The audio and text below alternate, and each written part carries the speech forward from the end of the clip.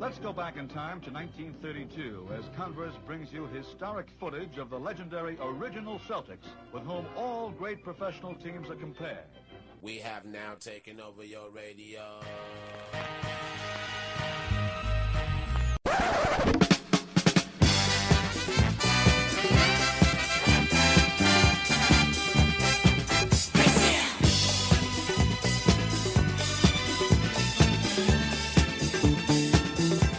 Hello, and welcome back to the Over and Back Classic NBA podcast. I'm Jason Mann, and with me as always, Rich Kraetsch. Rich, great to be back with you. Yeah, it's been too long, but I'm excited about this one. This is an episode that I think even from the first time we sort of had the idea of doing this show, this is one we've wanted to do. So I'm very excited about this one. Absolutely. So we're going to talk about Kareem Abdul-Jabbar in the 70s. And I think one reason that I was excited about doing this because Kareem's 80s career is just such well-worn territory, but I think his 70s accomplishments are generally dismissed with a sentence or two. But, he was part of some really dominant, interesting, Bucks teams that accomplished a lot, maybe could have accomplished more. I know we're going to talk a little bit about that. And sort of in a time of basketball history that's generally overlooked for, some reasons we've talked about before, whether it's, just kind of complicated. There's no dominant team. There's so much expansion and shifting of teams around. And, there's the superstars of the 70s are all it's just not quite the same as it is in, that glory, the years of the 60s with Russell and Chamberlain. And then, of course, in the 80s with Magic and Bird and beyond, in more recent times. But, I think there's a lot to unpack here. Kareem's just a really fascinating figure in a lot of ways, and I think is in the conversation for maybe greatest player ever. I know there's going to be some people who are going to hem and haw and be shocked by me saying something like that, but I think there's a strong case here, and a lot of it is because of just the extraordinary impact he had in his first decade of play. Certainly, and we'll talk a little bit, as we get closer, or when we get into those, of talking about sort of him and his peers, and he's head and shoulders above his peers. But all time, where does he rank in this sort of stuff? No, I think it's definitely an interesting case, and it's something that we're at some point going to do a show about. That's one that we've always sort of kept in our back pocket, is do like the greatest ever show, because a lot of times you don't get that. You get a lot of people that just go, "Oh, it's Jordan," or "Oh, it's this guy." Well, I think there are a few guys that we could, even if it's not necessarily, even if we find that it is Jordan or whatever. I think the discussion is healthy and good. I think you have to do more than just kind of, haphazardly say, no, it's Jordan, and nobody else is in the conversation, because, and we're going to talk about here in a little bit, there's a very good reason that Kareem should be in there. I mean, just on the body of work, the success, the statistical stuff, we have some play index stuff that puts him above and beyond, every other people. There's a lot of stuff there for Kareem.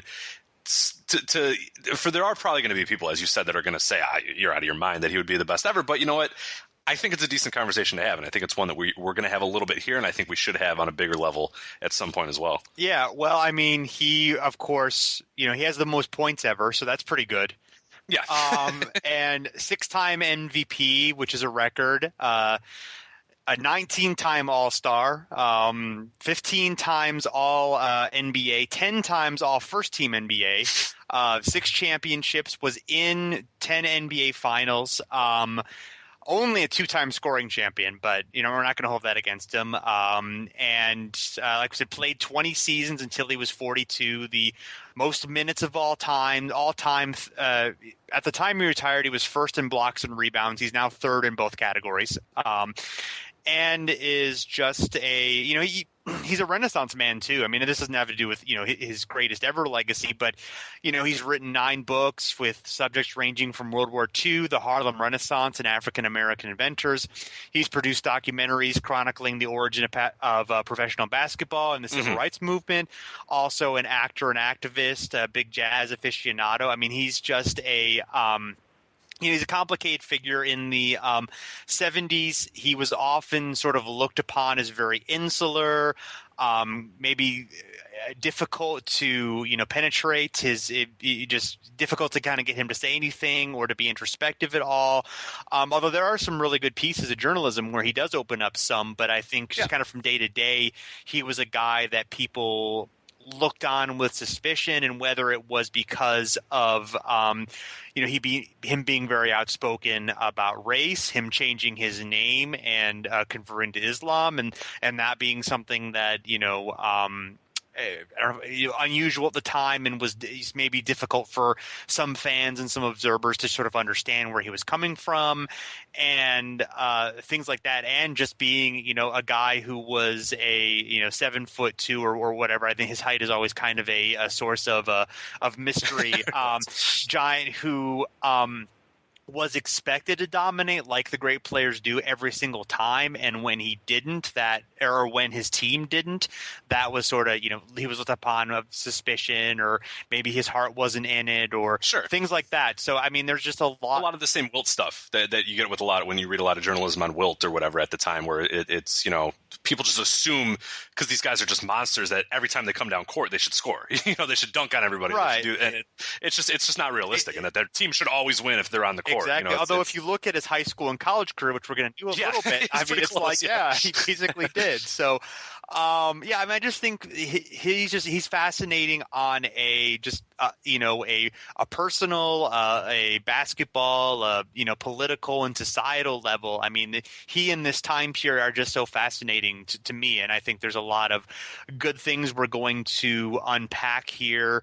And in fact, next we're going to one thing I've always been interested in talking about is how Bucks fans feel about Kareem. He was there for the team's greatest success very early on in the franchise's history, but then he left under kind of you look at sort of like it's nothing compared to the feelings that were there when LeBron left Cleveland or certain other circumstances, but there definitely were some, feelings he had about Milwaukee and the way that fans kind of felt about him toward the end that I think are interesting to talk about. So we're going to talk to Dakota Schmidt, who is a Bucks fan and is a prolific writer on different sites, including the Podium Game. So he'll be sort of have an interesting perspective on things. So, I'm excited about this show. Yes, definitely. It's going to be. I mean, this is our time period that if you've listened to any other episodes, we're just fascinated by this stuff. I think we've tried to shoehorn something about like this period in at least every episode we possibly. I mean, obviously we can't do it during Pippen ones or that sort of stuff, but it's a time period that's fascinating because, and I think we're doing something in a way because. You hear about all the other eras, as you mentioned, the Kareem in the 80s, the Bird, Magic, you hear about all this other stuff and but the 70s really, I mean, and I think Curtis Harris touched on that too, as an era that we just really don't, as basketball journalists and basketball fans and all that sort of stuff, we just don't really cover all that much, and I'm not really sure why, because it's a super fascinating era. I mean, not only just, you have the ABA, you have the NBA, you just have so much good stuff, and I think Kareem is one of the top guys in that era. So I'm definitely looking forward to kind of doing a career retrospective in that sense, even if we can only do half the career. Because God, if we ever do a full career of Kareem Abdul-Jabbar, it might take 4.5 hours. About a 5-hour show. Yeah, so we're not gonna. Unfortunately, we have to just keep it to the 70s. Someday down the line, maybe we'll do Kareem in the 80s, but Kareem in the 70s will have to suffice for now. So and then Kareem in the 90s, right? That one, there you go. That one won't be too long. Yeah. that one we can probably do in about 25 minutes. Sure, exactly. So, all right, so we're going to take a little break and then we will have a chat with Dakota. So we'll be right back.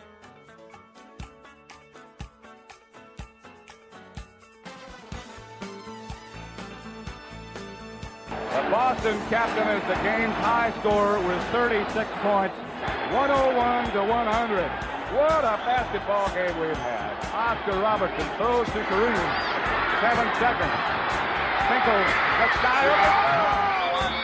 Kareem with a big pressure shot.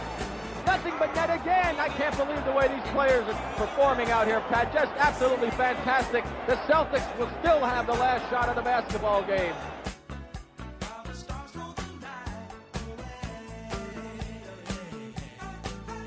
All right, and we're back, and now we're going to do a quick interview here with Dakota Schmidt. Dakota, you write for way too many sites that I can't even possibly write, edit video, and do so many other things for so many sites. I'm going to let you list them all off here, but you're a resident Bucks fan here, so we're happy to have you on. But yeah, give your sites, because God, there's like 8 of them. So. All right, okay, Lakers, Silver Screen and Roll, Jazz, Salt City Hoops, Hornets, Queen City Hoops. I'm still trying to get used to that, and Bucks.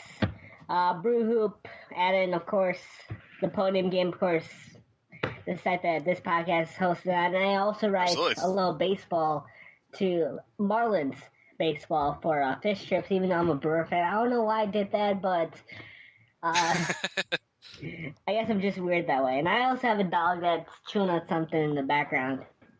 Oh, we're used to dogs, or at least Jason's used to my dog barking in the background as well, so he'll get over that. I believe mine may have barked on this podcast as well, so I think I don't think I've ever heard yours. I didn't know you had a dog. Yeah, Jack, he's he's happy to be here. He's a quiet one then. Yeah. I don't hear him on any retrospective podcasts or any of these. There you go. Good dog.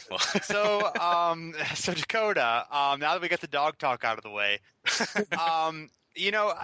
there's something I've always kind of been curious about as far as just how Bucks fans might feel about Kareem's legacy with their team, because of course he's so identified with the Lakers and the Showtime in the 80s in particular, but he had some of his greatest seasons, and the Bucks for 4 or 5 years were just an amazing team that won a championship and had some really great players and so forth. So how do you as a Bucks fan kind of feel about Kareem's legacy with the team? I think, just my own perspective, I love what Kareem did for the team, because without him, the Bucks wouldn't have their only championship in their entire franchise history. So I love what he did for the team, of course, in bringing the championship to Milwaukee and, of course, to the state of Wisconsin. I really don't blame Kareem for what he did. Of course, what Kareem did moving out to the Lakers was a decade or so before I was, few decades before I was born, so I really don't have any perspective with that. But for what he did, what he brought to the Bucks, of course, I think that it was Kareem, or Lew Alcindor as he was known then. He came to the team in the franchise's second season, I believe. Yeah, I believe so. Right, yeah. The franchise's second season, so bringing in a Hall of Famer in their second season, of course, was huge. And, of course, Kareem, one of the best players of all time, and he started with the Bucks, so that's something to really be happy about when you look back at the Bucks team history. Certainly, and one thing that we're going to talk about a little bit in this podcast, obviously we're focusing on Kareem, but we're going to talk about the teams in general, those 70s Bucks teams. What sort of memories do you have of those teams? Obviously, there's a lot of names that you can throw around, different stuff, but overall, what are your thoughts on those teams? I mean, you mentioned they brought a title to Milwaukee, the only title in Milwaukee, but how do people perceive them in Milwaukee? Those teams, are they thought of fondly? Are they still kind of the teams that everybody sort of talks about and the banners hang? I mean, what's sort of the perception of the teams? Well, all Bucks fans, when they watch the games, every night or so, they would get reminded of the team, of those, early 70s teams, because John McLaughlin is the color commentator. Both John McLaughlin and Sidney Moncrief are both the color commentators for the Bucks, so I guess fans get reminded of the team's history, but I don't know if a lot of fans, remember the 70s teams, because of course it was 40 years ago, but when I look at it, of course you have Kareem, but also have, Oscar kind of sort of in the prime, maybe at the end of it, and you also have, in my opinion, an underrated player in that era in Bob Bandridge. So when I look at that team, like what I said about Kareem, I get happy and enjoy going to YouTube and looking at the highlights of those early 70s teams. Is there anything you noticed that's significantly different? I don't know how much video of Kareem that you've watched, but between kind of the younger Kareem versus the older Kareem that might be more familiar to most people.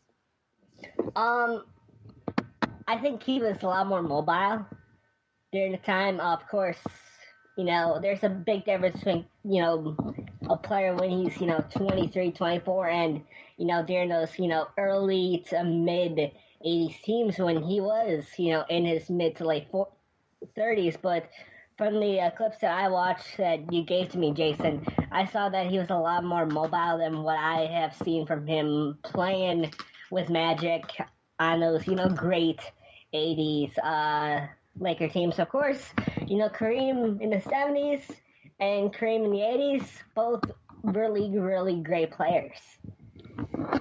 And you had mentioned to me when we were kind of talking about this show and what we were going to talk about here, you mentioned to me that recently you did a little bit of a look at like the 80s Bucks teams. And I think one of the questions we were kind of curious on is post-Kareem. Obviously, it wasn't, directly in the 80s. There was a little bit of time there. But how do you think that the Bucks sort of rebuilt? Because we saw that, they lose this Hall of Fame player. They add a bunch of players. We'll talk about the trade here in a little bit on the show. But it wasn't that long before they were actually a pretty decent team again. How well do you think they rebuilt in the post the post-Kareem era? It took him a while. I think Kareem was traded in 73? 75. 75, excuse me. And it took the Bucks teams until, 80, so I guess 5 years before they were, back to being a championship, contending team. And, I think the team did a great job, of course. A few seasons after Kareem left Milwaukee, they hired, Don Nelson, who, during that, late 70s to mid 80s times with the Bucks, he really brought a new kind of both offense and defensive schemes to the Bucks organization. Definitely. And anything else that you can think of, just kind of talking about, Kareem or the team, or anything else that like stands out to you as something you want to talk about? Not really, but I was watching some of those clips that you gave me in preparation of the show, and I was watching I think it was 71. I think it was the year after the Bucks, the players after the Bucks won the title in their series against Boston. You mean I think you mean the 74 series against Boston? Okay, the 74 series against Boston. Yeah.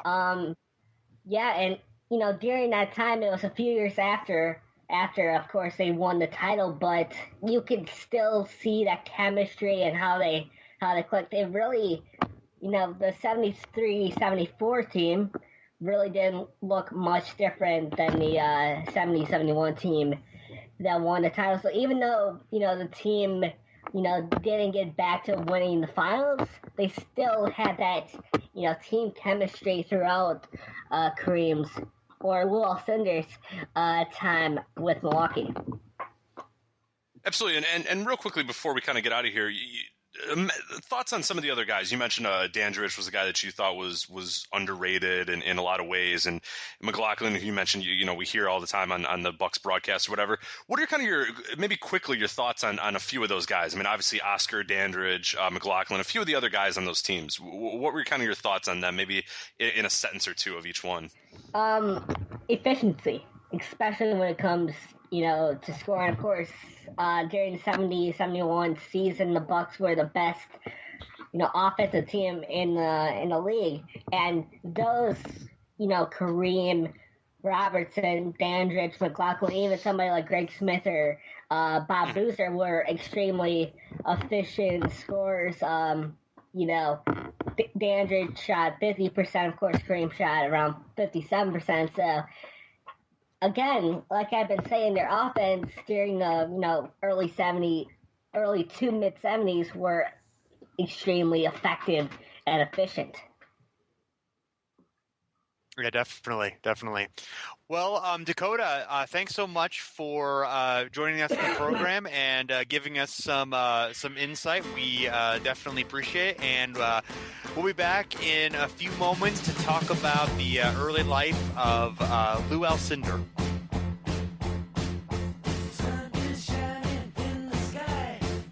At Atari, our game cartridges undergo grueling tests. We put Kareem Abdul-Jabbar up against Atari basketball. Oh, man, what a move. We let Mario Andretti test drive Atari Night Driver. This game really classed me up. And the great Pele himself tested Pele's championship soccer. What a gig, it beats me again. At Atari, we take our games seriously, so you have more fun. How'd you do, Kareem? Glad I won't face Atari in the playoffs. No other video game company stacks up to Atari. Mr. Blue Sky, please tell us why you had to hide away for so long. And we're back to talk about the early life and high school and college career of Ferdinand Lewis Alcindor Jr., who was he was born in New York City, grew up in Manhattan, was known as Lew Alcindor for the first. Ferdinand's such a cooler name. Yeah, as his dad's Missed name. opportunity there. Well, obviously Junior, that would make sense. So he was raised Catholic and grew up mostly, just kind of a diverse ethnic groups, was although usually the only black kid in his class. Which is something that he didn't really even think about until he saw a picture of his class and he realized oh yeah, I'm really tall and black.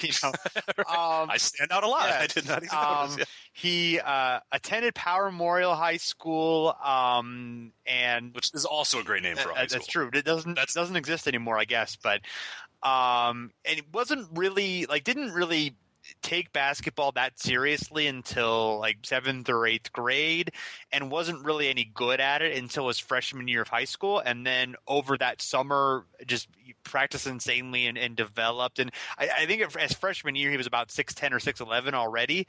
And then basically dominant from sophomore year on. They won 3 straight New York City Catholic championships, had a 71-game winning streak, and a 79-2 overall record. That's pretty good, huh? I bet it's not too bad. And this is, of course... Have you ever seen who their alums are? I have not. It's a star-studded alum. Oh, yeah? It's so you got Kareem Abdul-Jabbar, obviously. Yeah. Len Elmore, Mario Elie, Chris Mullen, and Dick Vavetta. There you go. That's nice. And this is probably good crew. This is probably and a ref. Yeah, they got a starting 5 and a ref. They ran from 31 to 84. The school did so, and apparently the 64 high school basketball team was named the #1 high school team of the century. Yeah, that's I mean, you get a 71-game winning streak. Yeah. And this is, of course, kind of during probably the height of when New York City basketball of it being the of kind of being the mecca of developing basketball talent. Have you ever seen the On the Shoulders of Giants podcast or not documentary? I have not, actually. It's a good one. I think it used to be on Netflix. It was about this era of New York basketball, and Kareem is in it. I think he presented. I think he was the executive producer on it. Yeah, it's one of the things he did, and I'll have to check it out. I believe you're right. Yeah, it's really good. On Netflix. Yeah. And then he moved on to UCLA, which of course was being coached by John Wooden. This was during the time when freshmen didn't play college basketball, which is just amazing to think about. And so he played 3 years there. They won the title all 3 years. He was the most outstanding player in the tournament all 4 years, and he was Player of the Year 67 and 69. I guess not 68. That was the year that it was the first nationally televised college basketball game of all time. And UCLA had I think it was a 47-game winning streak going on into that game. Houston was also undefeated, or was at least a powerhouse that year. They played in the Astrodome, and Lew had an eye injury a week before, so he went into the game injured. Houston broke the winning streak at 47 games, but then UCLA would end up winning the rematch in the NCAA semifinal, beating Houston by 40 points. So, and it was when Elvin Hayes was, a top college player as well at Houston. So the point there, of course, is that was like this is a sort of a dawning of an age of basketball, not just college basketball, but eventually pro basketball becoming, real nationally televised sports, becoming, powerful sports that, are become part of the conversation of the country as they are, of course, today. So, yeah. Absolutely, yeah, definitely a dominant beginning to his career, and then it would. Can you imagine, you just dominate high school? I mean, just almost no competition for the most part. I mean, it's not even like you know, we're talking about these high school, and it's just like pure domination of these two leagues. And like, I know you put a note in our show notes as well that his freshman team beat the number 1 UCLA team. Like, it was like this guy's sitting there, he couldn't even play, and he was already dominant. Like, the guy just never lost. Like, how does that feel? Like, I can't even comprehend how that feels. Yeah, but exactly. I'm also, I mean, not Kareem Abdul-Jabbar. They outlawed the dunk because of him. I mean, that's right. I mean, that's, you know, that says something. You stop you. Something right there, yeah. Because it was just so easy for him to dunk. And, you know, I think Oscar Robertson kind of credited that to being like, okay, well, Kareem had to, you know, use some other tools in his arsenal because he couldn't dunk, you know. He'd already been doing the sky hook when he was in high school, but, you know, that became a, you know, even stronger tool for him. You know, he'd have to have better touch around the basket and so on and so forth because, you know, they took that away. So that's, you know, I guess a blessing in disguise. Yeah. What's cool is when you watch video of, you know, Kareem playing you are taken aback by how good he is at so many other things besides just being a big dunker or whatever. When you see him running the floor, you see the shot, you see, you know, as you mentioned, the sky hook or whatever. In a way, it almost, I think it almost made him a lot better. I mean, because he wouldn't have been as, you know, multi-faceted if he just was able to dunk every single time. I really do believe that. I mean, obviously, you know, the sky hook was there, but you see a lot of, you know, 15 jumpers and, you know, almost like a modern, we see now like the stretch fours or whatever. I mean, he wasn't taking threes, but he had decent range, more decent than you would kind of assume from a guy as dominant as him. Right, and he could handle the ball too. I mean, yeah.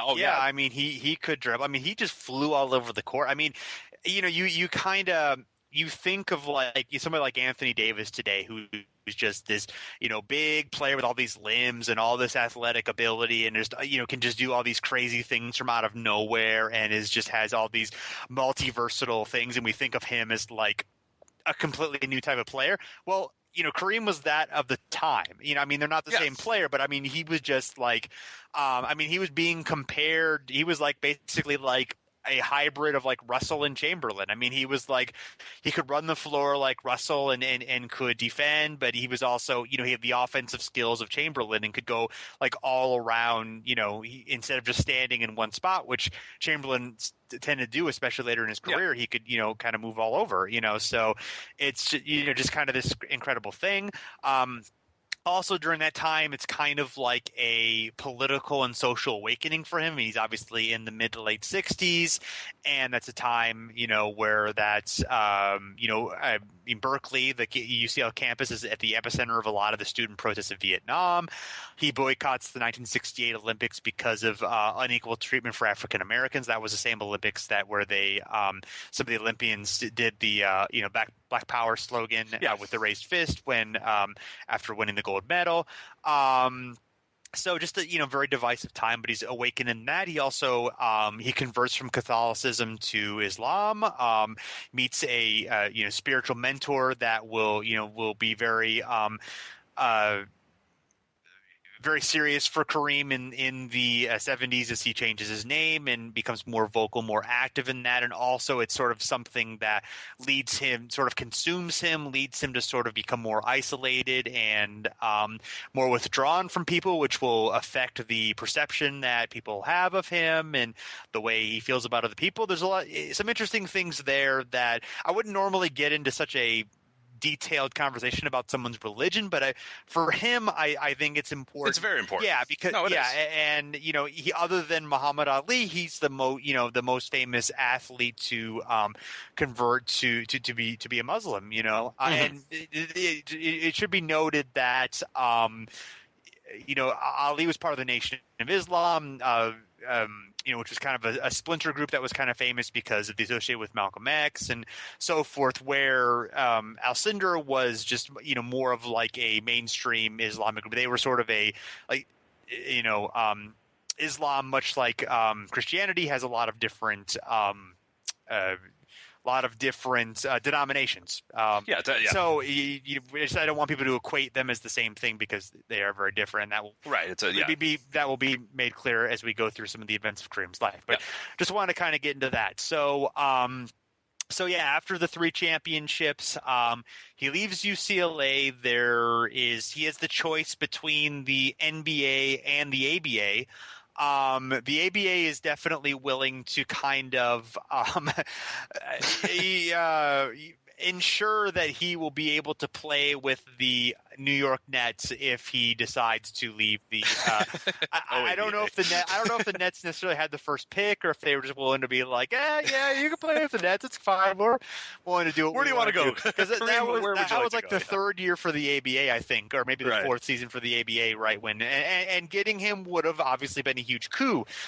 And basically, he and his advisors come up with a plan where, like, okay, each team gets one offer. But by this time, they'd done the coin flip in between the Suns and the Bucks, who had the same record the year before. The Bucks won that coin flip to get the first pick, and so at this point, he says to the Bucks and Nets, "Okay, we'll only accept one offer from each team."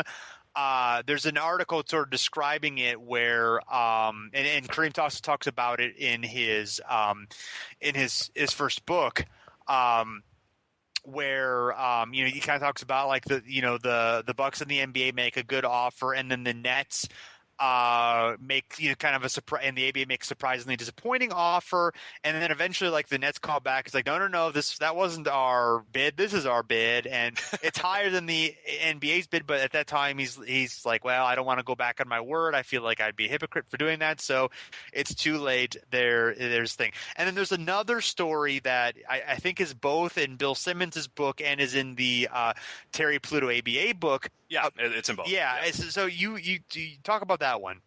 Yeah, so and most people know, if you've read both those books, you probably know it's one of the most endearing stories that I come, especially in Loose Balls, Terry Pluto's book about. So they went all out. The ABA had this big idea of, we're going to have George Mikan, who was the commissioner at the time. He's going to show up there, and he has this quote mythical $1 million check, and that was the big offer here.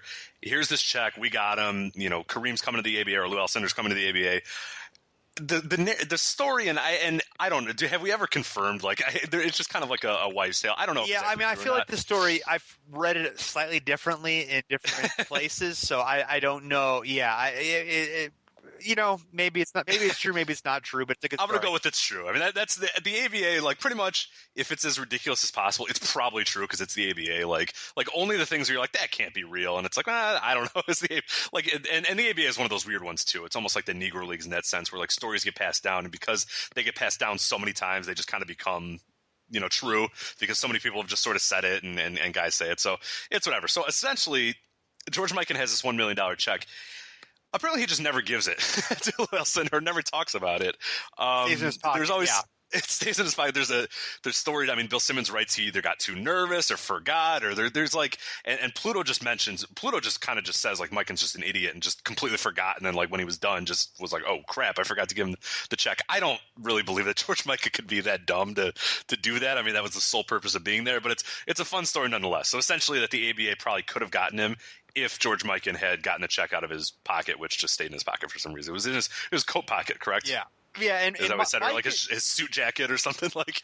Now, Mikan's not even mentioned in Kareem's book, so yeah, that's a big deal. Yeah, like it's only like Pluto mentions it a lot. Simmons probably grabs it from Pluto, but I wonder where Pluto sort of got it from, because you feel like Kareem would make a bigger deal out of that, or Mikan would. I mean, not many people. I mean, there's only been a few people that have sort of talked about it, but.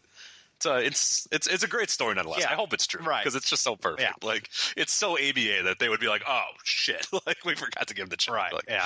Like that. That's just perfect for the ABA. It's just a microcosm of that league. But yeah, so Kareem could have been an ABA, but George Mikan forgot the check. So and we wonder kind of what we got a question on Twitter, kind of wondering like, okay, what would have happened if the Suns had gotten the coin flip, and you kind of look at the Suns in 1970. They were, they had Gail Goodrich, who was still pretty young. Yes. They actually got Connie Hawkins that year, who was 27, who had been barred from the NBA because of a gambling scandal early on in his career.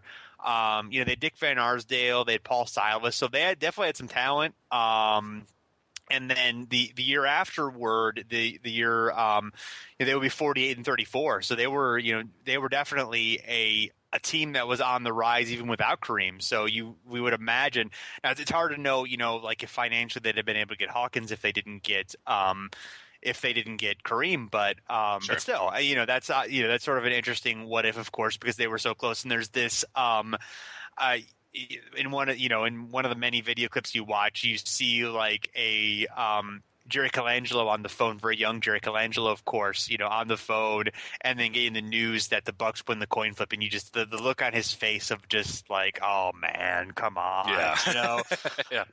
and there's so much luck that, of course, goes into so many choices that that lead to whether you're going to be a championship team or merely a good team. And this is one of the biggest ones. I mean, one of the greatest players ever doesn't go to your team, and it just changes your fortunes forever. I mean, the Suns actually, they had a pretty decent run here and there in the 70s, including a finals appearance, but obviously it would have been very different if they'd have had, Kareem there. So. It's funny. I was reading an article, and I don't know if I linked it here or in our kind of a show notes here, but I read an article not too long ago that talks about Colangelo and the coin flip, and he beat himself up for years because he called heads and it was tails or whatever, and he's just like, I should have known it was tails. Like it's just like he and this is in like 2009 that they wrote it, and he was still just like even to this day, I just wish I had said tails or whatever, because it I mean, that would have been a franchise changing thing. Oh, absolutely. I mean, because A, it's Kareem, but then B, you look at that team and you look at the talent of that team, and you kind of brought it up here, and I'm glad you brought up that point, is I never really looked at the team of everybody on that team is like 25, 26, 27, and they're a decent team. I mean, you even have like a Paul Silas when he's 25. You have as you mentioned, Gail Goodrich who's still super young, Connie Hawkins who's still super young. I mean, so many good young talent. And we're talking about Hall of Famer level talents in their early. I mean, you can only imagine adding Kareem to that team. I mean, either just before their prime or right in their prime. Yeah, right. And they they get Cotton Fitzsimmons the next year, and then they're a good team. So they're of course, what if that's always and I mean, they still even won 50 game. They were around. They were hovered around that sort of 50 game period through most of the early 70s too. Right, so you exactly. think it's not too hard to add Kareem and say you might get a few extra wins. You might, it's possible with Kareem Abdul-Jabbar, as your center, but a few more, maybe a few, one or two. It's possible, yes. So he actually plays games finally for the Bucks, and they are a young, exciting team, and. I think one point that should be kind of made here in a lot of these SI articles, there's talk of like the idea of basketball as the game of the 70s. And, definitely Alcindor is like the guy who's supposed to carry this game into the 70s, carry this, decade. He's the next great player. I mean, it's kind of some of the same hype that LeBron had when he came, into the league or what have you. I mean, as, maybe Shaq too, just some of these guys who are just like absolutely like going to be these transcendent players. I mean, Jordan, people thought he would be really great, but he didn't necessarily have like this expectation when he came in. It just took a couple of years before people realized like, oh my God, Yeah, he wasn't going to be a cultural transformation like some of these other dudes. Right, exactly. Were, so, I mean, it's just interesting to go in with that pressure already, just being so big and so high, but he met it. I mean, and as Larry Costello, who was the Bucks coach, said, like, he's ahead of any rookie I ever saw. I played with Chamberlain, and when he wanted to, he could do everything. Shoot, pass off, play defense, rebound, anything you wanted. But most of the time, he was stationary. Russell was a great player, but he was never really a good shot. This kid is a combination. So, and that's after his first exhibition game. So in the 69-70 season, they finished with 56 wins. They fall in the second round to the Knicks, but they're an up and coming team. As we mentioned, the franchise. This is only the franchise's second season. They had 4 rookies and 4 second-year players on that team. Basically the core players that season are John McLaughlin, Bob Dandridge, and then also Flynn Robinson and Greg Smith, neither of whom would stay all that long, while McLaughlin and Dandridge were there for, the duration of Kareem's career and even, a bit after, or career with the Bucks and even afterwards. So, it was funny. You look at the record of that team too, and you sort of sense that it was a young team, but that they sort of got together. I mean, if you look at the kind of, they're at one point, looking here, December 10th, they were 16-13. So you kind of get an idea of, they're getting there, and then they just reel off. Like the last half of the season, they lose only another 10 games or whatever. So you can kind of sense and see what leads into, the future years here is that it's sort of a weird team. Kareem's kind of getting his feet wet here. It's still, and then they kind of get it, and they don't really look back for a while. Yeah, I mean, the next year they are they're 66-16. They win the NBA title, set a NBA record at the time with a 20-game win streak. Basically, one of the most dominant regular season and playoff teams ever. We should also talk about a little bit before this, though. One part I just skipped over was there's another good essay article kind of talking about just as far as his stardom and his impact. With 6 games to go in the regular season, the gate receipts were more than twice the amount for the entire previous season. They were $1.2 million. And his teammate describes him as he may be the first of the 7-foot backcourt men. He can dribble and make moves that no big man ever saw before. He can bring the ball down and handle it and give you fakes, and no one his size could ever do that. And he talks about learning from guys like Nate Thurmond, who's the guy who gave him sort of some trouble when he played, and Chamberlain, who sat out for most of the season, but they played a bit in the exhibition. And then also from watching Russell, it is sort of like one of those things that it would have been if Russell just stuck around one season more, and then you would have been able to see him and Kareem play. Yeah. That just kind of would have been, that'd just be a cool thing to have video of. You can only imagine it, and maybe that's for the better, but still, it's just one that would have been kind of a nice extra thing. Sure, and watching these videos, I mean, we've been talking a lot about his dribble. That's not something that you initially think of, but I mean, you watch some of these videos, and one of the ones on YouTube that I saw, you see him get a rebound, and it's just so weird. And as you mentioned, we sort of assume these days it's like, oh, Anthony Davis can get a rebound and go down the floor or whatever. He's so unique or whatever. And then you see Kareem rather. He gets a rebound and just goes down the floor, and he's beating guys to the floor. And it's just like, geez, the guy's 7 whatever he is, 7 foot to 7'3", whatever you want to say. And he's just there's guys trying to strip the ball from him, and he's just beating them all down quick. He just goes and dunks it, and it's just like, wow, especially in that era, in that time where you don't see guys that big doing what he did. It's just it's fascinating. Absolutely. So they end up trading for Oscar Robertson before the 71 season. They also add Bob Boozer and Lucius Allen, who played with Kareem at UCLA. So those 3 guys plus Alcindor, McLaughlin, Smith, and Dandridge are basically their core players for that season. As we mentioned, one of the dominant regular seasons of all time and playoffs. They ended up sweeping in the finals of the Baltimore Bullets, who were kind of overmatched that year. They only lost 2 games otherwise to the Warriors and the Lakers, and that was, of course, that was Will Chamberlain Lakers, also still Elgin Baylor and Jerry West, who had been to the finals the year before. And, were one of the great teams of the late 60s and early 70s, even though they had yet to win a championship.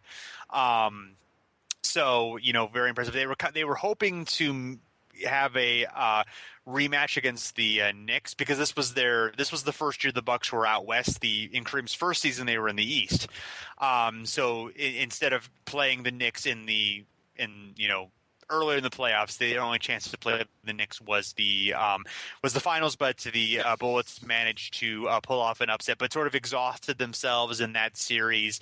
The Bullets had an injury to one of their key players, but it was Gus Johnson, I believe.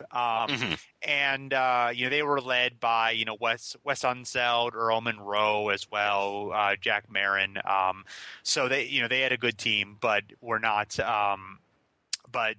Just couldn't quite meet one of the most dominant teams of all time. Yeah, absolutely. And you look at Kareem's stats, in that series, and they're just ridiculous. I mean, per game in the NBA Finals, 27 points, 18 rebounds, and nearly 3 assists. So not bad. pretty good. He shot a measly 60% from the field, though. So right. He needs to work on that. But other than that, he was pretty good. So absolutely. another thing too that we didn't talk about, you look at a guy like Wilt, who his Achilles heel was always the free throw shooting. Well, with Kareem, I mean, in the early years he had a little bit of struggles, but I mean, in this season, he shoots, or in the finals rather, he shoots 76% from the free throw line. It just never was that big of an issue for him. I mean, he sort of got it from the beginning, and you look at him shoot free throws too in old videos, and it's very smooth and fluid, and it's obvious that's not the Achilles heel of this guy like it was, so much for Wilt, and was for even big men, today, the Andre Drummonds, the Dwight Howards of the world, the DeAndre Jordans, Shaquille O'Neal, obviously, but yeah, for him, not really an issue. So. Yes. So they were the second team to ever sweep the finals. Boston did in '59. And there's a sort of an interesting SI article from that series talking about like the fact that Oscar Robertson and Lew Alcindor are so, as players and personalities, they're very much like they're very businesslike. They attack their game with precision and coolness, just sort of like it. They're, they kind of have a similar mentality when they play. Also, kind of talking about Larry Costello, how they, they practice really hard. I'll read the quote: "The Buck practices are the hardest, most precisely mapped out in the league, much more like college workouts than those run by other professional teams." He also mentions that they have a assistant. They're one of few coaches with a full-time assistant coach who only has minor scouting responsibilities because, basically they, assistant coaches are still sort of a new idea in the NBA, which is, kind of amazing. And they were apparently the Bucks were the first team to average over 50% in shooting percentage for a season. They rated, getting shots close to the basket was a very important part of what they did. Absolutely, and they also rank number one. They have the simple rating system. Basketball Reference has that, and they're the number one team of all time at 11.91. They're ahead of the 95-96 Bulls and the 71-72 Lakers. And that, if you're not aware, it takes into account the point differential and strength of schedule. And you can really look, if you go back and look at that season and look at like the game logs or whatever. I mean, the point differential is ridiculous. I mean, that team was just like. I mean, nobody was close to them. I mean, they lost games here and there, but the ones they won were just like dominant wins. Yeah.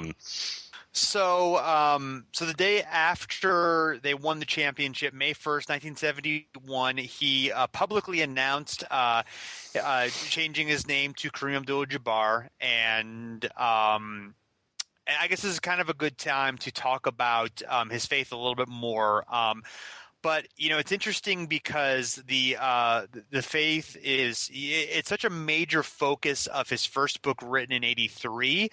And just he talks about his devotion to Islam, trying to learn more about it, studying Islam at Harvard one summer, making pilgrimages to the Middle East and like reading like original texts of the Quran, and basically something that very much dominated his life and also was sort of a little bit of a factor in the fact that he just sort of isolated himself from the rest of the world because of course he's in a city and in a country where Muslims are very much a minority and somewhat not well understood by a lot of people.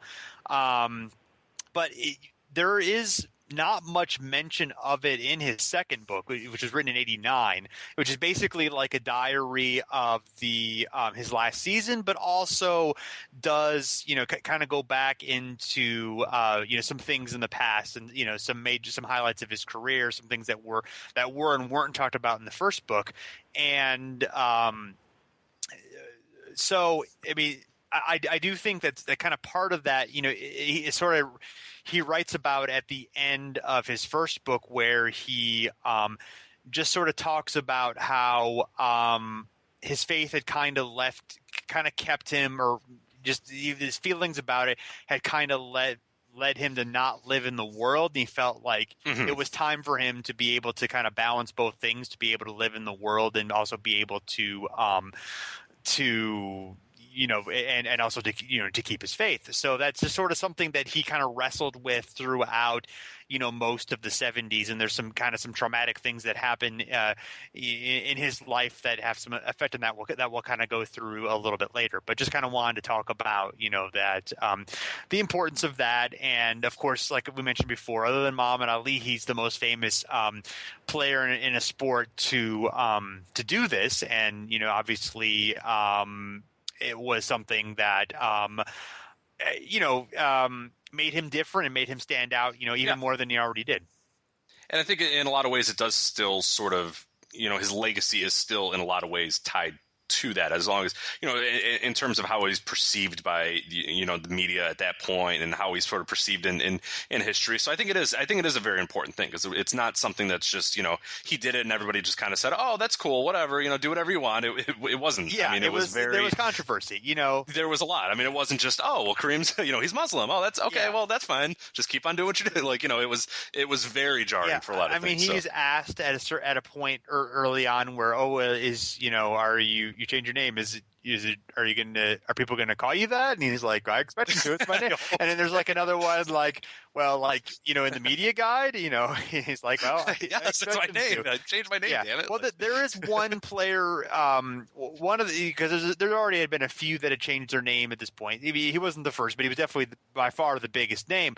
But one went by, his old name professionally and went by a different name personally. So I guess there were different ways of handling that. But, but for the most part, obviously, if you change your name, you expect people to abide by it. So, but anyway, the 71-72 season, and they are 63-19. They're not quite as good, but they have a 1070 SRS, which is among the top 10 or so in NBA history, I believe. So it's well up there and still being among the greatest teams. But it's interesting. They had a lot of roster turnover. And one player that they ended up trading, who was a pretty important player in the championship season, was Greg Smith, who's also very close to Kareem, one of his best friends on the team. And Kareem wrote in his book that he just felt like, that was really disruptive to their chemistry,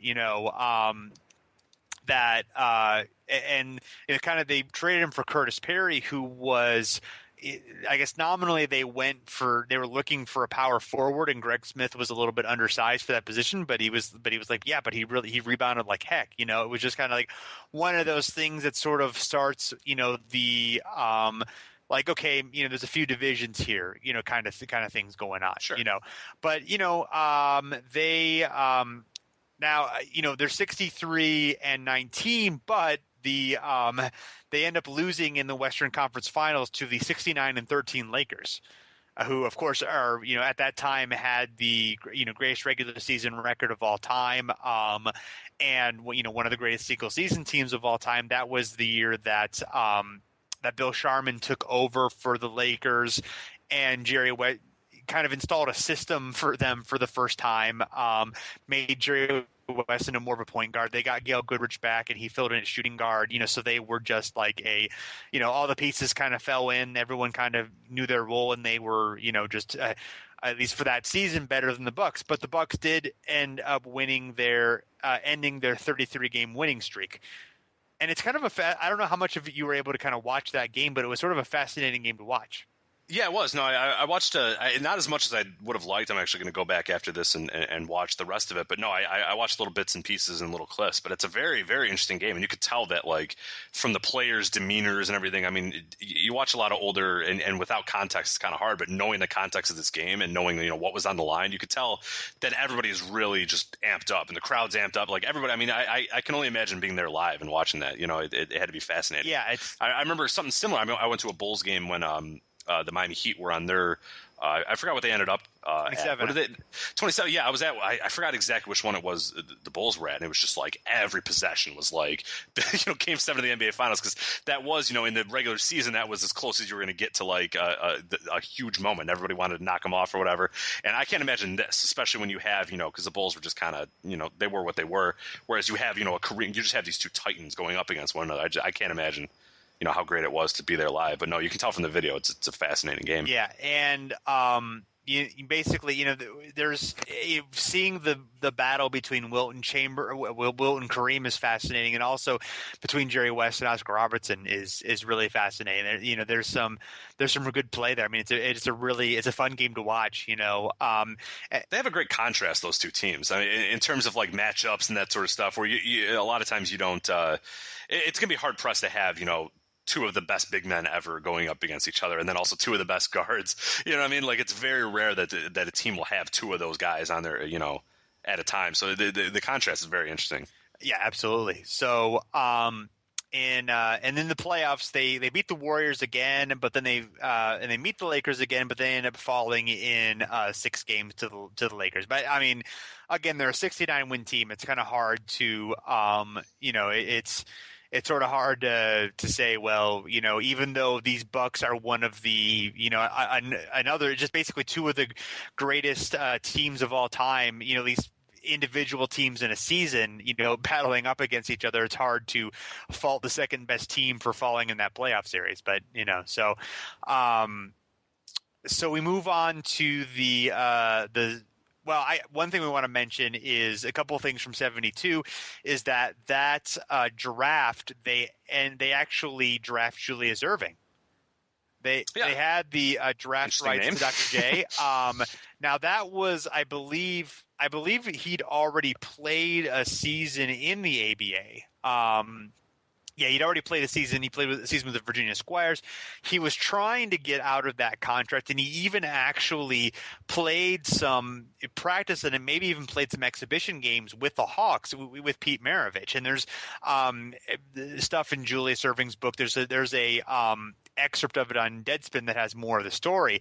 So, but he was challenged in court by the Squires and was even challenged by, of course, the Bucks, who had his draft rights. So that's kind of a complex situation, but I just imagine like if they had been able to get Dr. J and add him to that team, I mean, that basically like there's your dynasty for the rest of the 70s. Yeah, sure. I mean, who knows if Kareem still makes that? I mean, Kareem made that choice for a lot of personal reasons, and although he did say that like later on, he said that one reason for it was that he was kind of frustrated with the direction of the team. So if they had Dr. J, that's probably not going to be an issue. Now, who knows how Dr. J's game evolves in that environment. I mean, I'm sure he's still awesome, but, but is it the same, does he have the same role? Is he able to kind of still do a lot of the same stuff? Mm-hmm. I mean, I'm sure it would have been fine, but there's still, of course, you don't know how things unfold in that situation, but still. It's not totally fair just to extrapolate, what Dr. J became and put that on the Bucks, but yeah, you'd have to imagine at least be somewhat close to what we sort of got with him. Yeah, maybe he's not scoring, 30 plus a game, but yeah, I mean, he certainly still just boosts them in terms of athleticism, and I think with that talent you make it work. Sure, certainly. Yes, he also makes his film debut in a fight scene in the 1972 Bruce Lee film Game of Death. Did you watch this fight scene? I did. I think I've seen it before, but I did not rewatch it for the podcast. It's interesting. Yeah. He doesn't like. I don't know why they had to use Kareem in it, though. Well, I mean, it could just been anybody. I guess just for fun. I guess Yeah. Yeah, I mean, they had met when Kareem was at UCLA. I believe Bruce Lee was his martial arts teacher. So, they had that relationship, and Kareem gets to be in the movie. So I wish Bruce Lee was my martial arts teacher. Yes, that would be nice. Yeah, he's a pretty good teacher. Yeah. He's a good guy to learn from. Yeah, I guess. not too bad. So this is sort of so we move on to the 73 season. They is their third consecutive 60 60 plus win. Well, they win 60 games, but more than 60 or more wins in a season. They are still amazing. Like every year in the last couple of years, they've been either first or second in offense and defense. This year they slipped to fifth in offense. They're second in defense, so they're still really great. But there is a noticeable tiny slippage there, and they end up again meeting the Warriors in the playoffs for the third consecutive year. But this year, the Warriors actually upset them. The Warriors are fighting berries. Yes. Yeah, Finally. They're only like 47-35. The Warriors are. They have Nate Thurmond, who, again, as we mentioned, always kind of gave Kareem trouble, and a returning Rick Barry. And Kareem, for whatever reason, during this series, just did not play well. Shot way below his normal average, percentage-wise. I don't have the. It's not in this box score here. Let me. Yeah, It's in his playoff. Stats, but. Oh, okay. Yeah. But he definitely, a noticeable slippage in his true shooting percentage was 447. So and he only averaged 22 points per game, or 22.8 points per game, which is his PER was good, but his PER was way down. No. For whatever reason, for the most part, he was great in the playoffs, but that year it was definitely a noticeable slippage. So, I mean, there's no reason that he should have 1 point per game more than Oscar Robertson. You know what I mean? Not that Oscar wasn't very good, but it's sort of a strange thing to have happened when he outscored. He had 30 points during the season. Oscar had 15 during the season. So and Oscar was 34. That's how you kind of assume the breakdown would go, not 22-21. I mean, that's very strange. Exactly. So, which is weird because Rick Barry, this happened like 3 or 4 times in his career where he took like a middling team that would win like in the mid 40s and would upset like a 60+ win team in the playoffs. Like I feel like this happened like 3 or 4 times. When you hit your free throws, Jason, you go far. They're helpful, right? yeah. He's good at free throws. He is very good at free throws. I feel like we've mentioned this a time or two. I don't know if we have. It's important. Yeah. How are you gonna get I just realized how are you gonna get the Hawks shoehorned into here?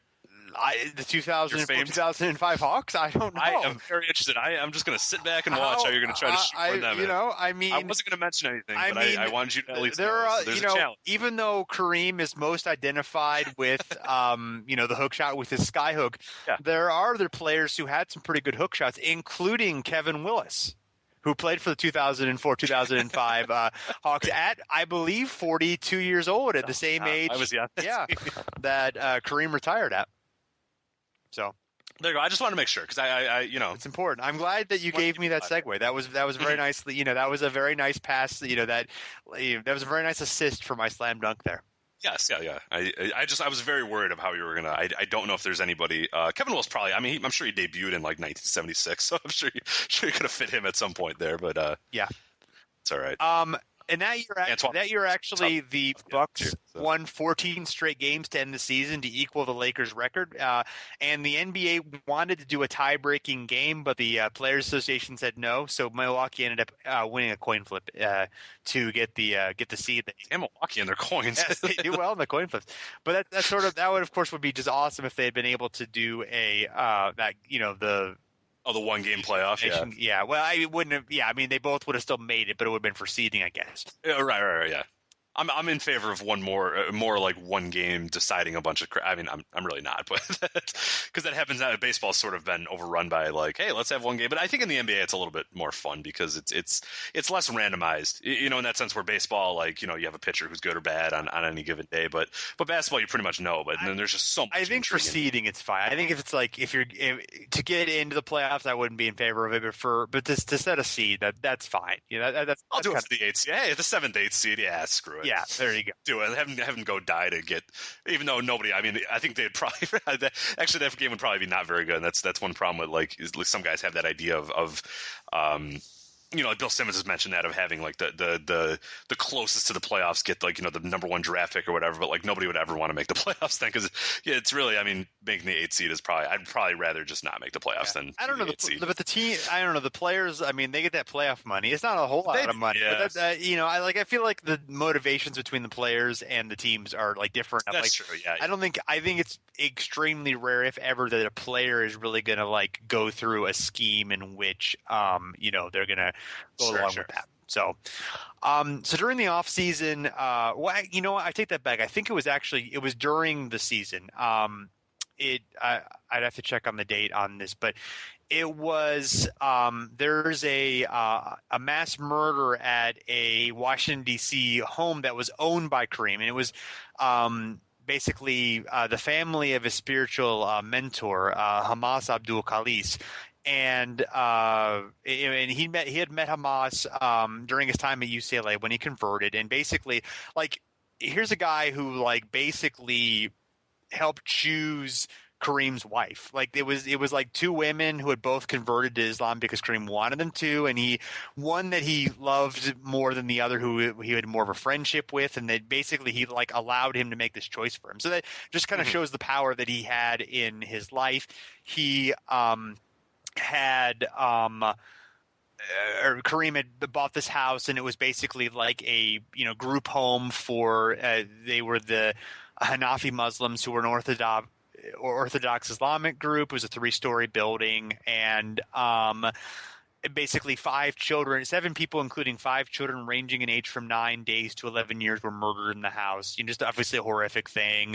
And Kareem himself was, surrounded by security for a while, police and such trying to protect him because they thought that it was possible that, he would be targeted next. And it was believed that black Muslims were responsible for the slaughter. There was a rivalry, I don't know if that's the best term, but between them and the Hanafi group. And basically, Kareem was the most celebrated American Orthodox Muslim, and then he had a wife at the time and then a 9-month-old daughter as well. There's a fear they could be targets. And, this is, of course, going on during this time and must have been weighing on him and very trying for him. And, he talks about it a bit in his book, and I had no idea about anything this. And, later, this happened in 1977, but basically his Hamas and his group basically took a bunch of hostages in 3 Washington buildings, including they held 132 hostages for 38 hours, and there was 7 wounded. I think 1 journalist was killed by accidental gunfire during this thing. Hamas ends up going to jail, and there's just a whole lot of craziness surrounding that, of course. And and Kareem talks about basically between the 2 incidences, his relationship with Hamas sort of deteriorates somewhat. I mean, it's definitely not as close. And of course, at that point when this happens, he is supportive of not what he did, but is supportive of his mentor as far as just, wanting to be there for him as a friend and so forth. But basically, after that, the ties are basically almost severed. Sure. And he's in jail until he dies in 2003 as well. Remember, okay. I didn't realize that. Yeah. And honestly, Kareem was my favorite player as a kid, and I've been following the NBA pretty closely, but I had no idea about any of this. Like, I didn't either. No, I actually was reading I actually probably read more about this leading in than a lot of Kareem's basketball stuff because I kind of know a lot about Kareem. I had no idea about any of this, and especially this 1977 siege. I knew nothing about it. It's fascinating. Marion Barry was actually a councilman at the time and got hit with a bullet.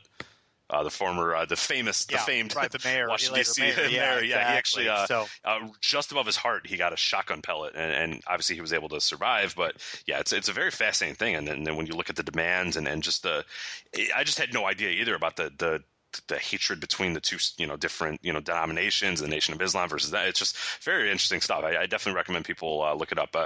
If you wanted to, the Hanafi siege is what you can find in 1977 if you want more details about this particular instance. But yeah, I did not know anything about this either. So, so back to basketball. Yeah. On a lighter note, yes, the 73 and 74 season, they are only 59 and 23, so they end that streak of 60 win seasons. But they're first in offensive rating, second in defensive rating.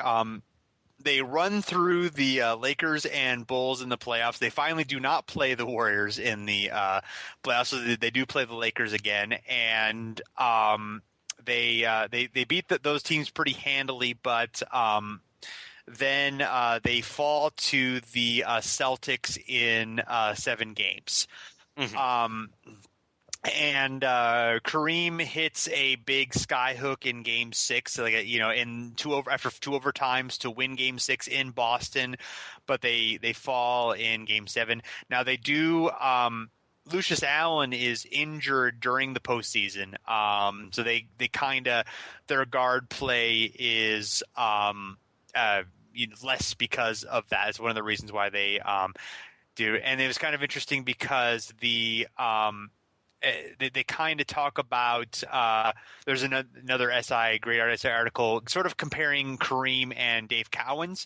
And Cowens is sort of a little bit, he's undersized, of course, compared to Kareem, but he can, shoot a bit from the outside, forcing Kareem to, go away from the paint and defend, outside a little bit, but he doesn't want to stray too far because, of course, his ability to prevent, other people from getting the paint is one reason why he's so valuable. So, but they talk about how, the Celtics kind of play the old, really fast-paced Celtics game where other teams, and not specifically the Bucks, but a lot of other teams, particularly the Knicks, started kind of playing more conservative, walk the ball up the floor strategy. And,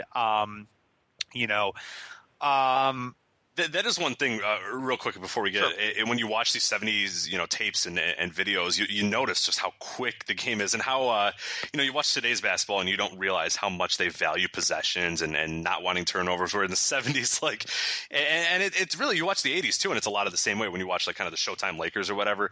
It's really just about getting up the court as fast as humanly possible and getting a shot up as quick. So we talk about, how amazing it was to have, the Phoenix Suns, or we talked about it on our Steve Nash podcast, how he took the NBA out of by going quick or whatever. And you watch the 70s and it's the same thing. I mean, these dudes are just flying, especially these Bucks teams. They're flying down the court and then taking an 18-footer and it's off, and they're just running back down and just throwing the ball anywhere. And you watch it almost looks like a current high school game the way they're doing it. I mean, people fall into traps. They just start running and turnovers, and it's just funny to see sometimes, how 70s basketball was sort of played and how much different it is these days and how more methodical about, possessions and ball handling and turnovers they are today than they were, then. But still fascinating to see the difference between the two. Absolutely. Two teams here. And there's kind of an interesting note about the series is that it says, the Bucks have won 248 games in the last 4 years with a strictly ordinary supporting cast. Only the absent Lucius Allen, and forward Bob Dandridge are above average. Average being about all that can be said for Robertson since he turned 35.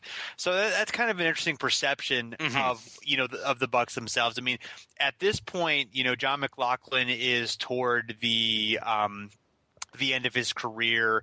They still have Curtis Perry, who's only 25 and is pretty good, but definitely, if you look in terms of PER, I mean, basically, yeah. Actually, Oscar had only a 14.2 PER his last season. So basically, yeah. I mean, Kareem, Lucius Allen, Bob Dandridge, and Mickey Davis, who played about 1,000 minutes, is a 15.5 PER. Not the PER is perfect, description, but for shorthand, John McLaughlin's is only 12, and as far as heavy minutes guys, so Oscar, Curtis Perry, and all them, they're below average in those terms. So, there's at least some weight to what they're saying there, they were definitely at this point, they still had a SRS of 7.61, which is still really great, but they're no longer historically great.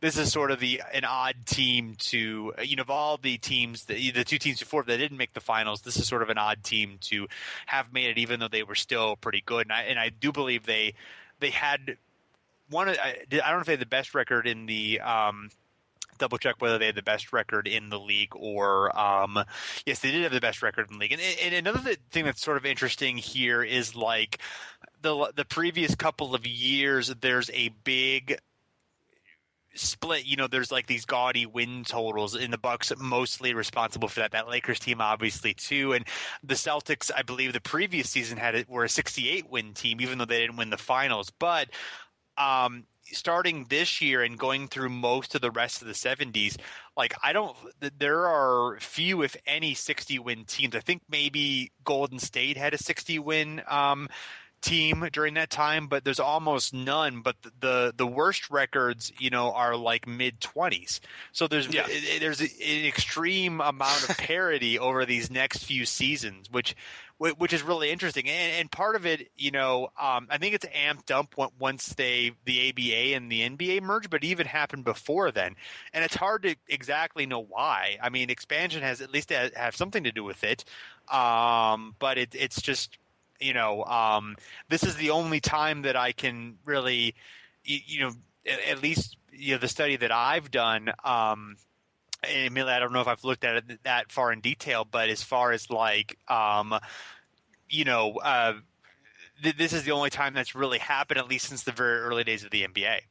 Yeah, where you got that much, and it's kind of famous for that, and we've talked about it a little bit, but yeah, it'd be interesting to see if anybody had done really extensive work on what sort of creative parity. I mean, the easy answer would be probably expansion happened that way, and it just could have been the dispersal of talent. Sometimes it just sort of happens that way, without any real factors happening, where you just have a few. I mean, it could be a lack of superstars. I mean, you could honestly say that could be it. I don't know if that's necessarily it, but there could be that. There could just be superstars somehow just being on different teams. It's very interesting. Yeah, I'd be very interested to see someone there's a lot of big playoff upsets in the decade as well. Yeah, and that's huge. And you wonder if that sort of played into is that the kind of causal, or is that it's very interesting. Yeah, I'd like to see someone do a little bit more work and do a little bit more statistical work on exactly why there was so much parity in that era. But there's a number of different factors. But yeah, I don't know of any one that's really stronger than the other.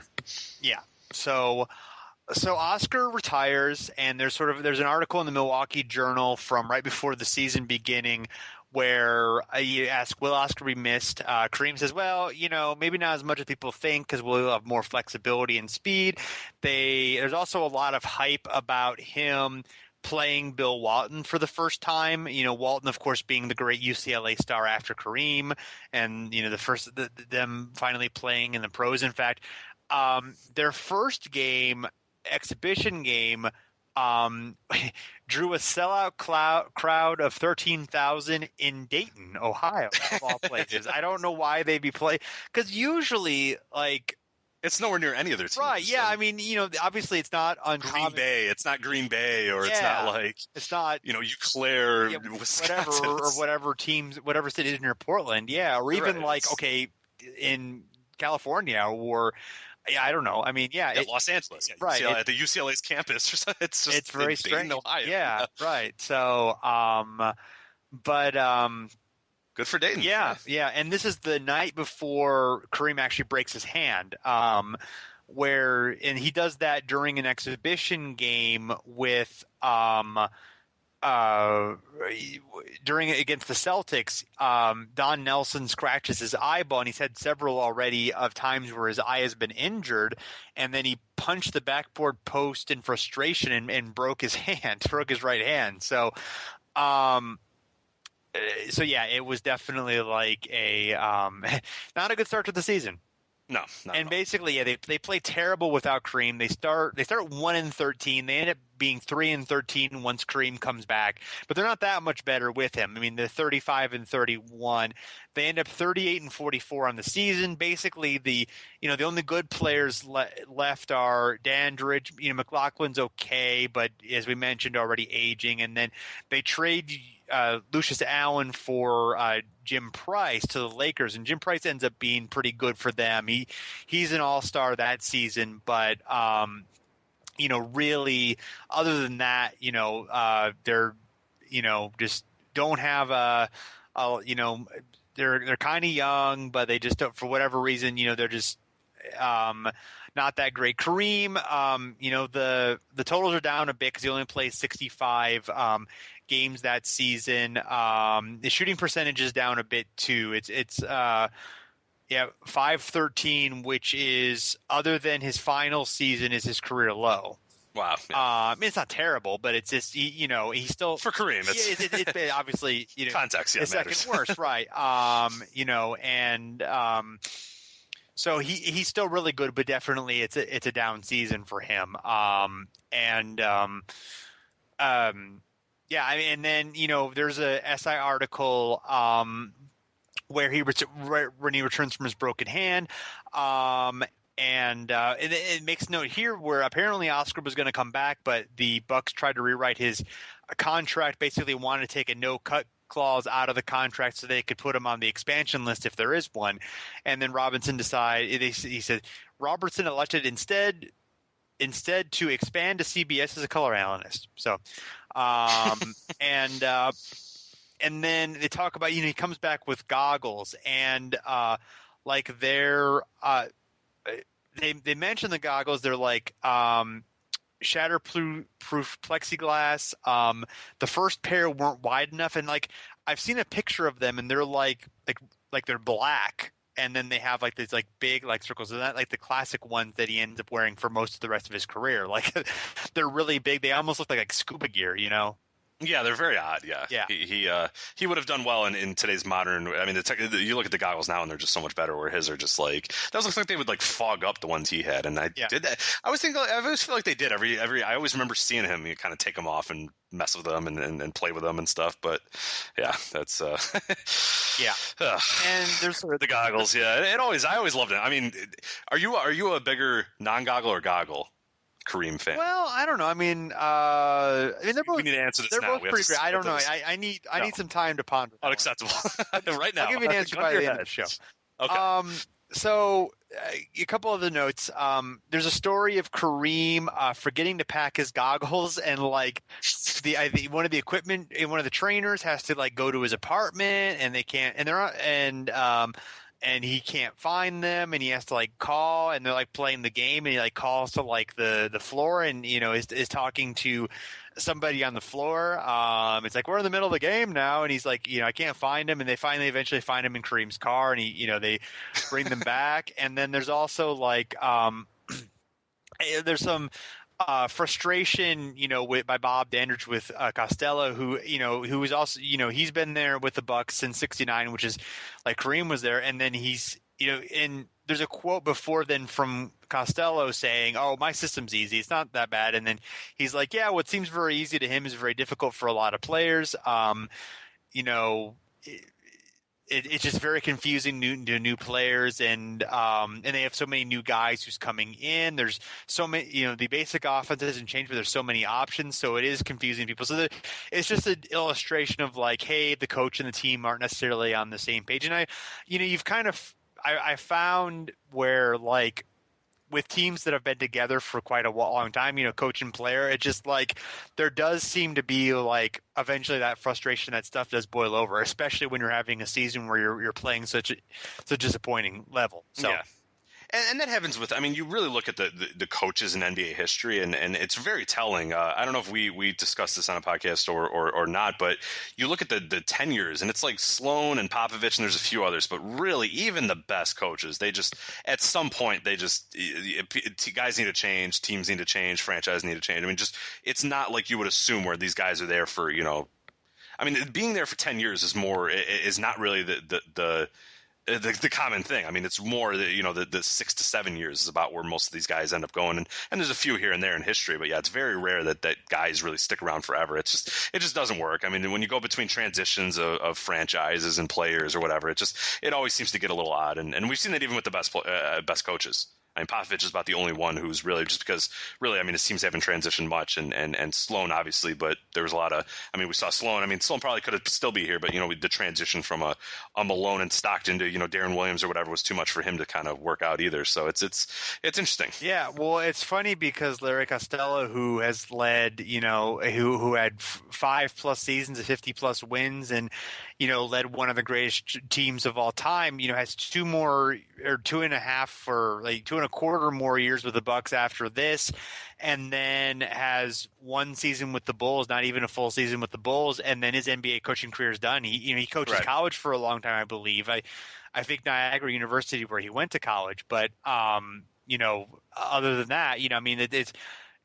like a guy who would think, he had a few more options in college and showed some initiative and some inventiveness as a coach. His career ended not after not that much longer, so it just that sort of adds to your point, I think. Yeah, it's always NBA coaching is weird, and it's just a grind too. I mean, absolutely. Some of these guys, man, they just like you see. There's certain guys, and I was talking with a buddy the other day, and he's talking about how Steve Kerr has lost so much weight, and then you look at NBA coaches, and they either do 2 things: they either the first few years that they start coaching, or they get back into the coaching ranks, they either lose like 20 pounds in like 2 weeks or whatever. Like Doug Collins coaching and Doug Collins like announcer are like 2 different humans, because like you can tell the guy just doesn't eat. He's probably just watching tape all day, or they get really fat because they just like garbage food while they're watching tape or whatever. But it's always funny that like NBA coaches just like I'm sure it's a fascinating job, but man, it's just such a grind. Absolutely. On a day-to-day basis. I mean, just watching tape, studying, coaching, traveling. It's just it's insane. NBA coaching is hard. You heard it here first. Yeah. All right, so we're going to take a little break, and we're going to discuss the trade that took Kareem to Los Angeles, and we're going to talk about a few years that he spent with the Lakers.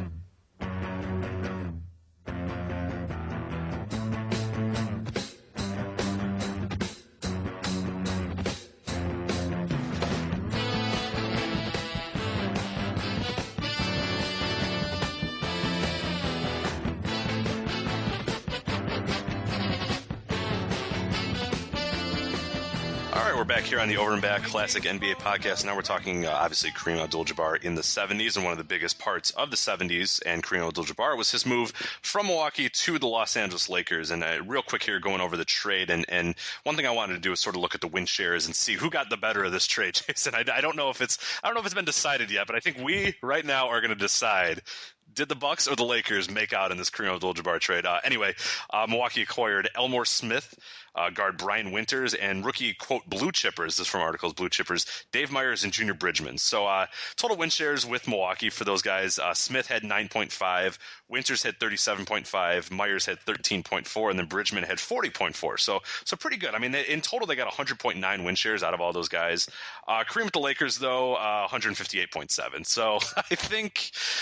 I'm not ready to say Kareem won. I'm not ready to say the Lakers won, but the extra 60 win shares or so were probably not too bad. But no, it was pretty obvious. I think all told, though, out of the trade, I think that the Bucks did pretty well. I mean, a lot of times you look at these, and in modern history now, you get these sort of superstar for a pile of guys trades, and a lot of them are just total wrecks. I mean, where you look at Orlando and Dwight Howard or whatever, and it's just basically like you're just stuck with ineptitude, for years. And the Bucks, it took a little while for them to get sort of back on the wheel, and we talked about it with Dakota, but all told, I think they did kind of okay with this. They weren't a total wreck afterwards. It wasn't like they were winning 10 games a year, for the 5 years afterwards, where you see with modern, Dwight Howard I mentioned, the Nuggets were able to do pretty well without Carmelo, but it doesn't go to. I mean, the now Pelicans, former Hornets or whatever, after Chris Paul had a huge downturn. It happens to a lot of guys, but in this, the Milwaukee I think came out okay. But yeah, I mean, Winters and Bridgman ended up being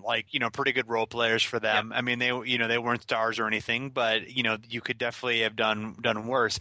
I think the funny thing is that that part of that, of course, that deal, the idea was to get youth behind it, to get guys who would be in the league after Kareem was gone. But Kareem ended up outlasting all of them.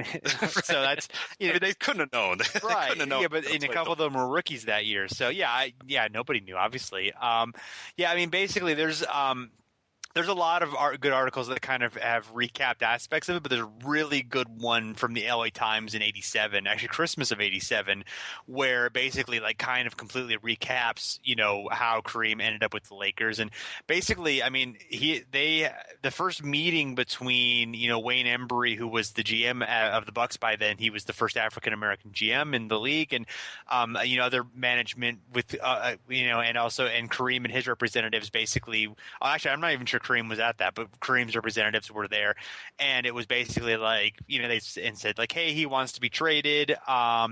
He wanted to, and according to Embry, he wanted to be traded to New York. Apparently, his second preference was Washington. His third preference was LA. Now, there's dispute over the different articles whether he really wanted to go to Washington or not, because this would have been after the shooting in Washington, and that was sort of described as a reason why he wouldn't have wanted to go there, but why he would have wanted to go there before then is questionable. But anyway, basically, there were limited options, of course. He also had basically the threat of, I could go to the ABA if I wanted to and go to the Nets. He'd have to sit out a year, but that wasn't apparently not a huge issue, and it was basically said there wasn't dissatisfaction with us. He just wanted to be traded from Milwaukee because his lifestyle and the lifestyle there were not compatible. So and they basically kept it quiet for almost the entire season. I mean, he finally confirmed it in March of '75, and the trade happened in June, although he kind of confirmed it like in vague ways, in which it's like, well, like I don't not want to get traded, but it wasn't like he demanded a trade. But it was sort of like, considering, we hear every rumor now, and we're in a different media environment, of course.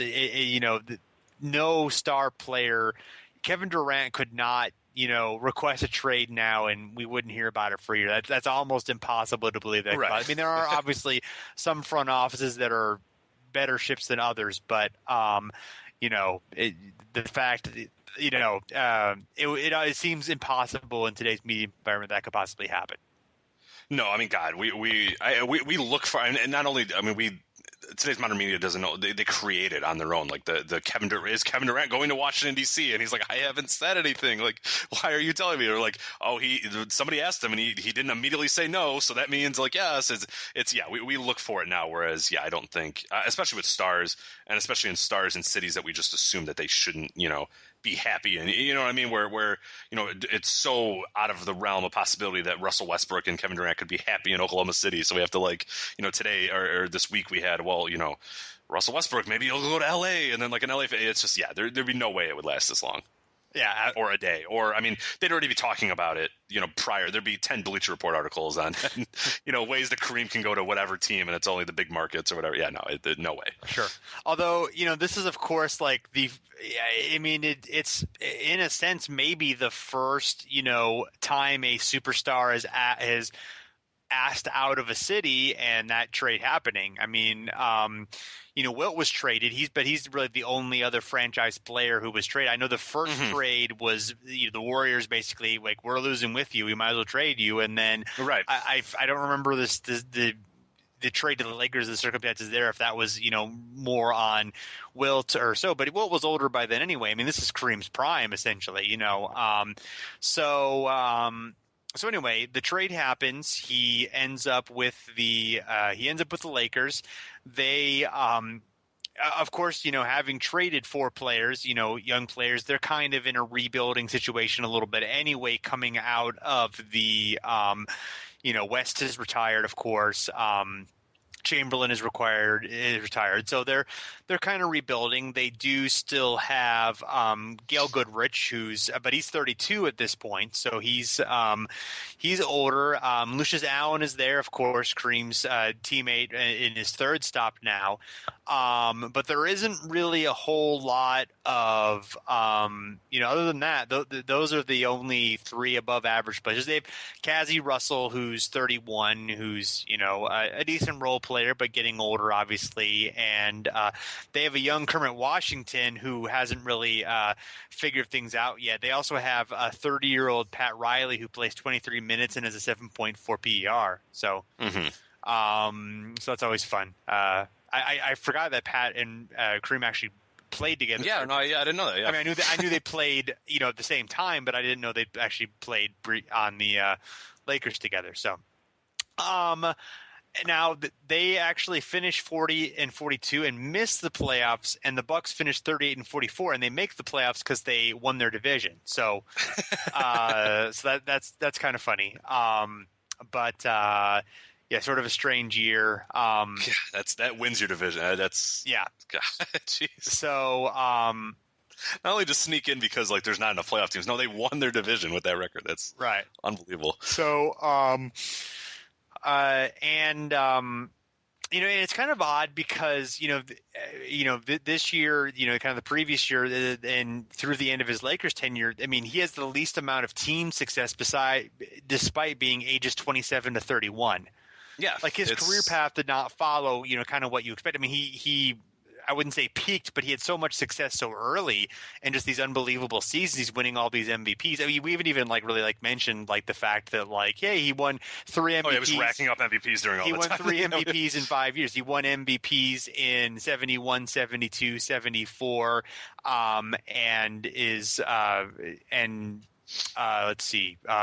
In 76 this season, he would win it in 76 as well. So would win it the following year in 77 and then would win it in 1980, which is his 6th MVP. So, so obviously incredible. He's having these incredible individual seasons, and he bounces back, on a, just a production level after, like we mentioned, slightly being down, from previous seasons. Mm-hmm. Leads the league in rebounding as well. So is just, doing tremendous things as you would expect. And then he also starts doing yoga this year in 76 to, improve his flexibility. Says there's no way he could have played as long as he did without yoga. Basically, was a pioneer in terms of his diet and yoga to have flexibility and weight training, was ahead of the curve on that level as well, which of course is one of the reasons why he was able to play for so long. Certainly. Yeah. It's, you hear about that for a lot of guys. I wonder, it's always weird how nobody just immediately you hear LeBron will mention that he does it now or he does it recently. I wish the guys just start doing yoga, right? Just get ahead of the game and start doing yoga. Yes. It's always, the guys always figure it out later in their life or halfway through. It's just start doing it now. Well, in the 70s, it's a little more understandable, but no, I get that. No, I get Kareem. Yeah, that one was, and I'm sure he enjoyed it. That's Kareem in mid 70s prime right there with the yoga. But absolutely. So in 76 and 77, they actually improved. They finished 53-29. Jerry West becomes their coach, and he's only their coach because of a lawsuit. He and the team were embroiled in some legal action because, West retired, but I guess he had some he still had some years on his contract, and he wrote about it in his book, which is really interesting and good. And they basically, he and the team owner, who was Jack Kent Cooke at the time, who also owned the Redskins and was, famous rich guy, they ended up coming to terms on a lawsuit settlement, and he's like, yeah, you're going to be our coach, essentially, I guess, to sort of fulfill that contract. But they end up 53-29. They actually which is unbelievably, 53-29 is the best record in the NBA that year. Like we, as we mentioned, sort of the parity. This is the 76-77 season. But they're, in terms of simple ratings, they're sixth in the league. So that, so it's not quite as impressive as it looks. Although, obviously having the best record in the league is still pretty good. And there's a SI article about how basically they come together, basically everyone's bafflement, and I love the quotes of Jerry West as a coach. Heck, when I played, we never ran any plays, says West. I didn't know anything. And Kareem talks about he's happy again. Winning makes me happy. It's what made Milwaukee tolerable. So, so. They play well. They play the Blazers very well that year during the regular season. The Blazers, this is, of course, the famous 77 championship Blazers team, and they end up sweeping the Lakers in the playoffs. I believe the Lakers have injuries again during this series. So they're not quite at full strength during so, but Kermit Washington, in fact, missed the whole playoffs, and Lucius Allen was also – this was Kermit Washington sort of going from can barely play to being like an emerging star, as a power forward. And it's going to unfortunately take a turn the next season. But and of course, this is it is billed to a certain degree as like a passing of the torch of okay, now Walton is now Walton's the guy more over Kareem, and there's a sort of a famous dunk that punctuates that during this series. Yeah, certainly, and they're a fun team to watch with tapes as well, and you finally start to get Kareem. You're starting to get that success again, which is fun to see with him, because it's sort of disappointing. We just talked about how it's very weird how during his prime years he's not getting success, but when he's 22 and 21 he's just showered with success. It's very interesting, but it's good to see them sort of get back on this right path and see him sort of take back the reins as being one of the better or the best player in the league at that point. Right, exactly. So in the 78 season, they are 43-37, which is basically the seventh best record in the NBA. And Kareem is injured himself in the first game of the season when he breaks his hand after punching Kent Benson, who played for Milwaukee, was the first pick in the draft, was sort of had played for Indiana and was, I believe, that was the year that Indiana had gone undefeated. So he was a big college star is the point, and he had elbowed Kareem in the stomach, and then Kareem just doubled over and then recovered and then just knocked. Have you watched the video? You watched the video of it recently? Yeah. He gets a nice shot in too. Yeah, I mean he knocks him down. I mean that's a heck of a one. So and they have a picture. I don't know if you've seen it on Google too, of the picture of him. The post. He's all swollen and he gets a good shot. Absolutely, and so he's out for 2 months. Didn't actually get suspended, but he missed 20 games. It's his only year that he was not picked as an All-Star. And there's definitely a pretty big backlash against him. This is during a time in which the NBA, there's the drug issues. There's a lot of fighting going on. Basketball, which had sort of, did not become the sport of the 70s, although it did. Eventually, those promises kind of came true by the mid 80s, but just took longer than everyone expected. The people expected it to, who were touting it as that.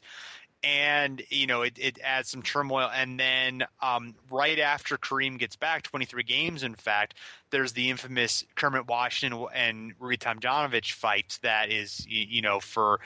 Oh yeah, that's a whole nother podcast. But basically, Tomjanovich is trying to break up a fight between Washington and Kevin Cunard, and then he runs behind Washington. Washington turns around, just hits him with a punch that shatters his face, and threatens his life and his career. And Washington is traded, almost immediately afterward because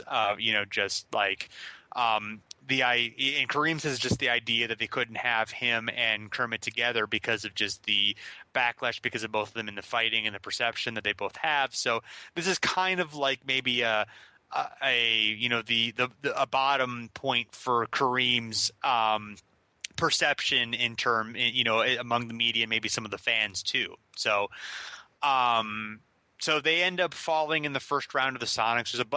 They end up adding Norm Nixon, Lou Hudson, Adrian Dantley, and Jamal Wilkes. Other than Hudson, mostly young guys, kind of building for the future. Hudson, who had been an all-star with the Hawks for most of his career, but sort of as an aging guy. So, we sort of said, are an okay career, but end up falling to the Sonics, who went to the finals that year. Yeah. And then kind of his final year with the Lakers, that we're going to discuss anyway, the 78-79 season, similar record, win 47 games, are tied for sixth in the NBA. They have a similar fate in the postseason, though they end up beating Denver in the first round and falling to the Sonics 4-1 in the second round. The Sonics end up winning the championship that year. So they and there's an article that year of basically the idea of Kareem not being the same since the fight. Although it really stats wise he seems fine. They even kind of mentioned that in the article, but the idea is that he doesn't look the same on the court. He looks disinterested. Bill Walton has replaced Kareem as many eyes as the NBA's consummate center. That's going to obviously change soon.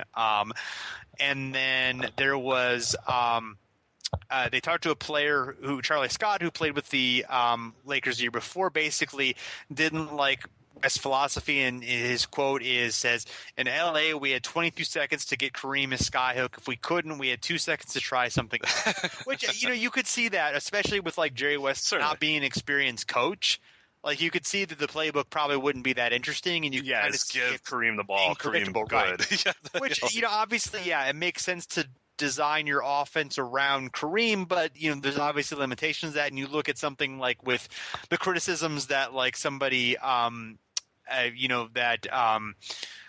Scott Brooks has now with Durant and Westbrook, of just sort of being like a not that interesting dynamic offense. Even though it's effective, you could kind of see there being maybe the same thing in this situation. Sure.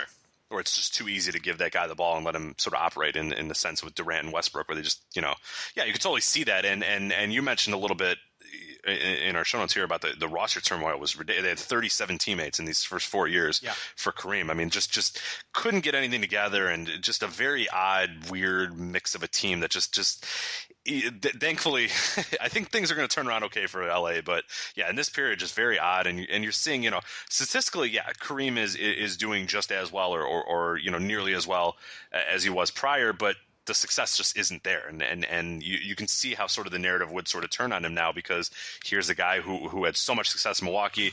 He demands a trade. He comes here, now he's punching people. They're not winning. And you can totally see how the tide would sort of turn on him. But as we'll see, unfortunately, or fortunately rather, things would change for Kareem. Well, I mean, the Lakers' success is unfortunate for you, for your yes, exactly. Fandom, my undying hatred of right, exactly. But so he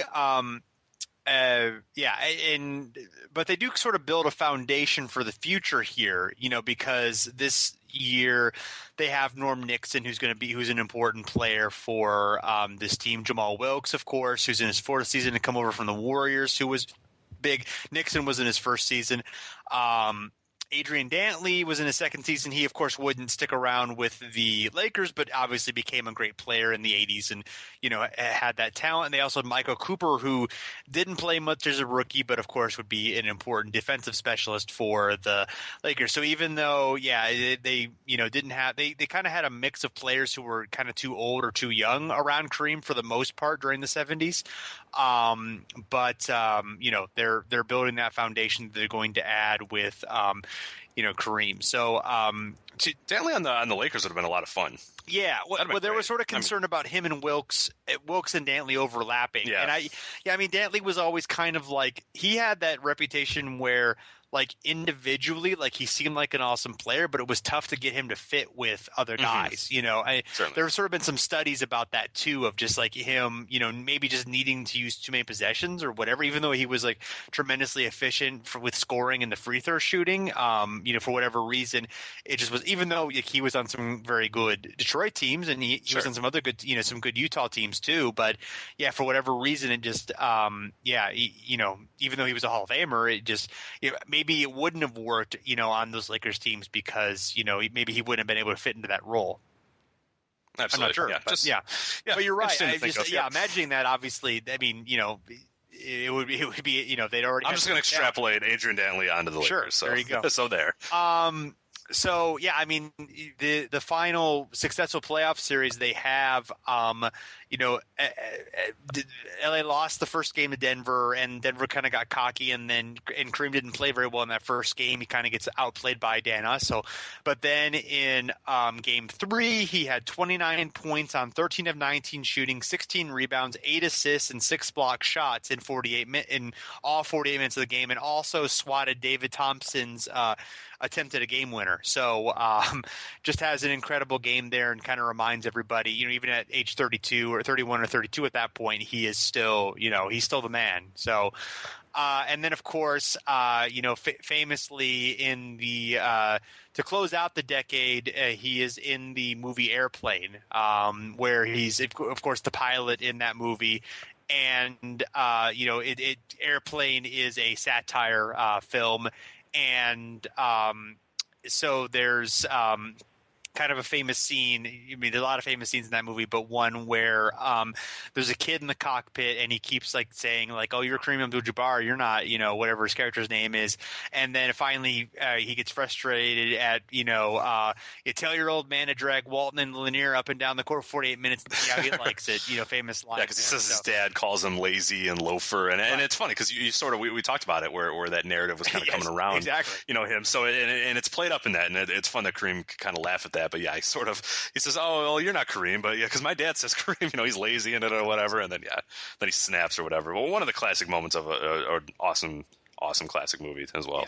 So I think we're gonna take a short break, and then we're going to head back to wrap a little bit up of Kareem in the 1970s. Do you want me to check the weather, Clarence? No, why don't you take care of it? Joey, you ever hang around the gymnasium? We better get back now, Joey. No, Joey can stay here for a while if he'd like. Could I? Okay, if you don't get in the way. Flight 209 to Denver Radio. Climbing to cruise at 42,000. We'll report again over Lincoln. Over and out. Wait a minute. I know you. You're Kareem Abdul-Jabbar. You play basketball for the Los Angeles Lakers. I'm sorry, son, but you must have me confused with someone else. My name is Roger Murdoch. I'm the co-pilot. You are Kareem. I've seen you play. My dad's got season tickets. I think you should go back to your seat now, Joey. Right, Clarence? No, he's not bothering anyone. Let him stay here. All right, but just remember, my name is Roger Murdoch. I'm an airline pilot. I think you're the greatest, but my dad says you don't work hard enough on defense. And he says that lots of times you don't even run down court. And that you don't really try, except during the playoffs. The hell I don't. Listen, kid. I've been hearing that crap ever since I was at UCLA. I'm out there busting my buns every night. Tell your old man to drag Walton and Lanier up and down the court for 48 minutes. All right, and we're back with our conclusion here about Kareem Abdul-Jabbar in the 1970s. I did a little bit of play indexing here, as we're wont to do at the end of these podcasts, just kind of look at him, all time and where he ranks and efficiency and all this other good stuff.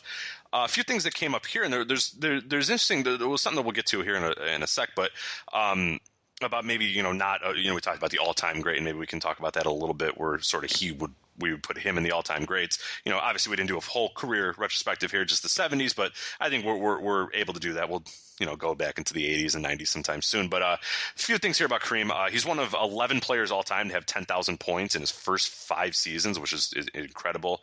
The only one that had any more or had more points in his first 5 was obviously Wilt Chamberlain. But of those 11, Kareem had the highest field goal percentage, so he's the most efficient of those guys who got 10,000, in their first 5 years. Kareem is only one of 2 players. The other is Charles Barkley to have over 20 points, 10 rebounds, and a true shooting percentage above 59%. So just something, I was kind of shocked that Barkley was in there. But yeah, you look at guys who, great point per game, great rebounders, and also efficient shooters. It doesn't happen all that often. So good to see for him. And yeah, I was very shocked to see Barkley. Did that interest you at all? Yeah, that wouldn't. I didn't think Barkley was going to be there. And you wouldn't. Yeah. You don't think of Kareem and Barkley as at all similar players, but yeah, I mean, obviously they were productive scorers and rebounders and efficient, so that makes sense. Which is funny too, because he also had those Barkley years. Do you remember there was those years where he was just shooting threes, like for no reason, and he was like, he was like Antoine Walker bad at shooting threes. Right, but he was so fantastic at everything else, and it didn't. I mean, it hurt, but it didn't hurt. He was still amazing. Yeah. That could have been your 0405, the Antoine. Oh, that's true. Well, I did Kevin Willis. I didn't know Kevin Willis already, so, I'm not going to shove in people's faces, Rich. No. I'm just meant if we didn't do the Kevin Willis, that could have been a good That would have been good, yes. So, because I was worried how we were going to bring it up later, but that would have been a good one. I just jammed it in rather than try to do it organically. That was what I tried to do, yeah.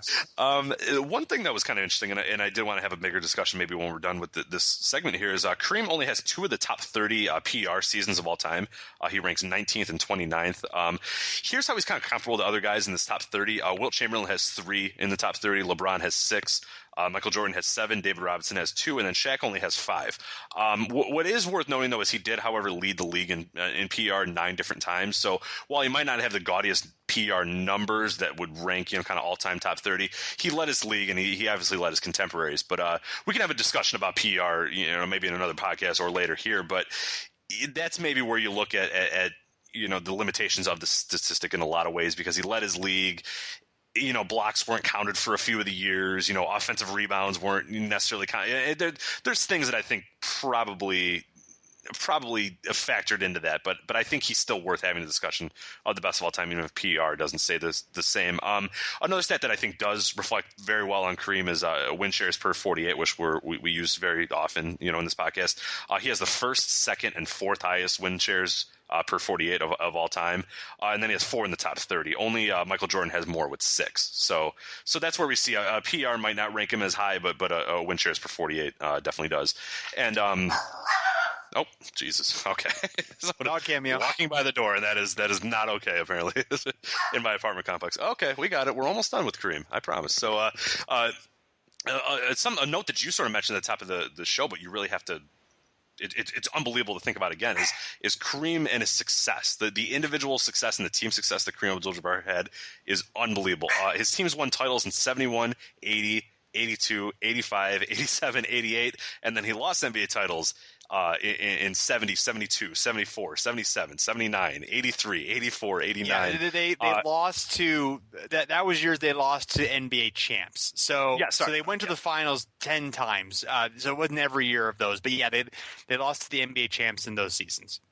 Right, yes. Lost to the NBA finalists. You have here 78. Yeah, runners-up, yeah. Runners-up, 78, 81, and 86 as well. And then the only years his teams didn't lose to the NBA champs or the finalists was 73, 75, and 76. So as you 17 times they either won the title or lost in the championship, which is just ungodly, unbelievable. Right, yeah, I mean, really, because 75 and 76, they didn't make the playoffs. So 73 is the only playoff series that Kareem lost that wasn't to either the champion or the runner-up.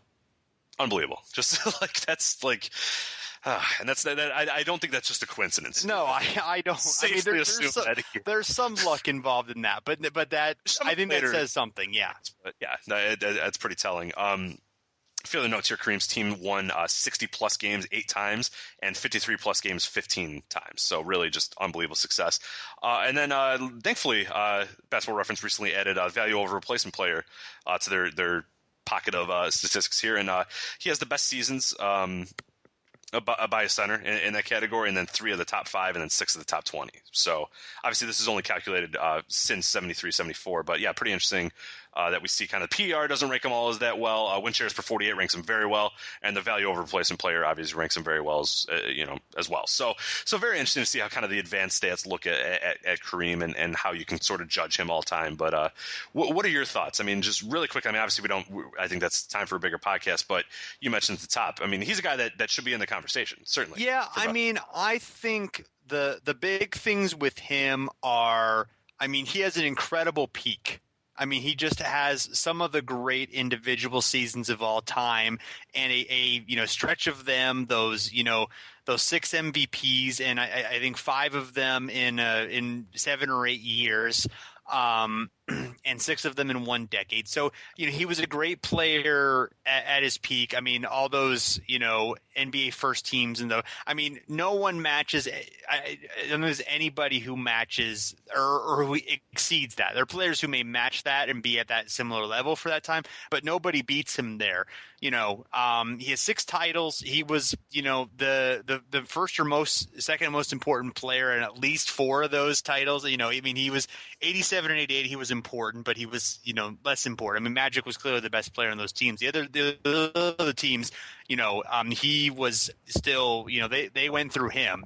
Those were his teams. I mean, you could argue Magic was better, and he probably was, particularly in the later ones. But, still, I mean, it wasn't like he was just along for the ride, is my point. I mean, he was a key part of those teams and the best player on several of them. And I think the longevity is really important. I mean, I did. Yeah. I mean, he played 57,000 minutes in his career. And Jordan, by comparison, played 41,000 minutes, which is still a lot. But I mean, he played basically another role player's career more than Jordan did. And I think that means something to be, I'm not saying that he was necessarily excellent all that extra time, but he was for a lot of it, I mean, it wasn't really until his last season where he finally, it was finally clear that he wasn't the same, maybe the last couple of years, but I mean, he was great up until age 38 and 39. I mean, no one other than, Karl Malone and maybe a couple other guys can say anything like that. Maybe Tim Duncan now and Kevin Garnett are being pretty good at that age, but maybe,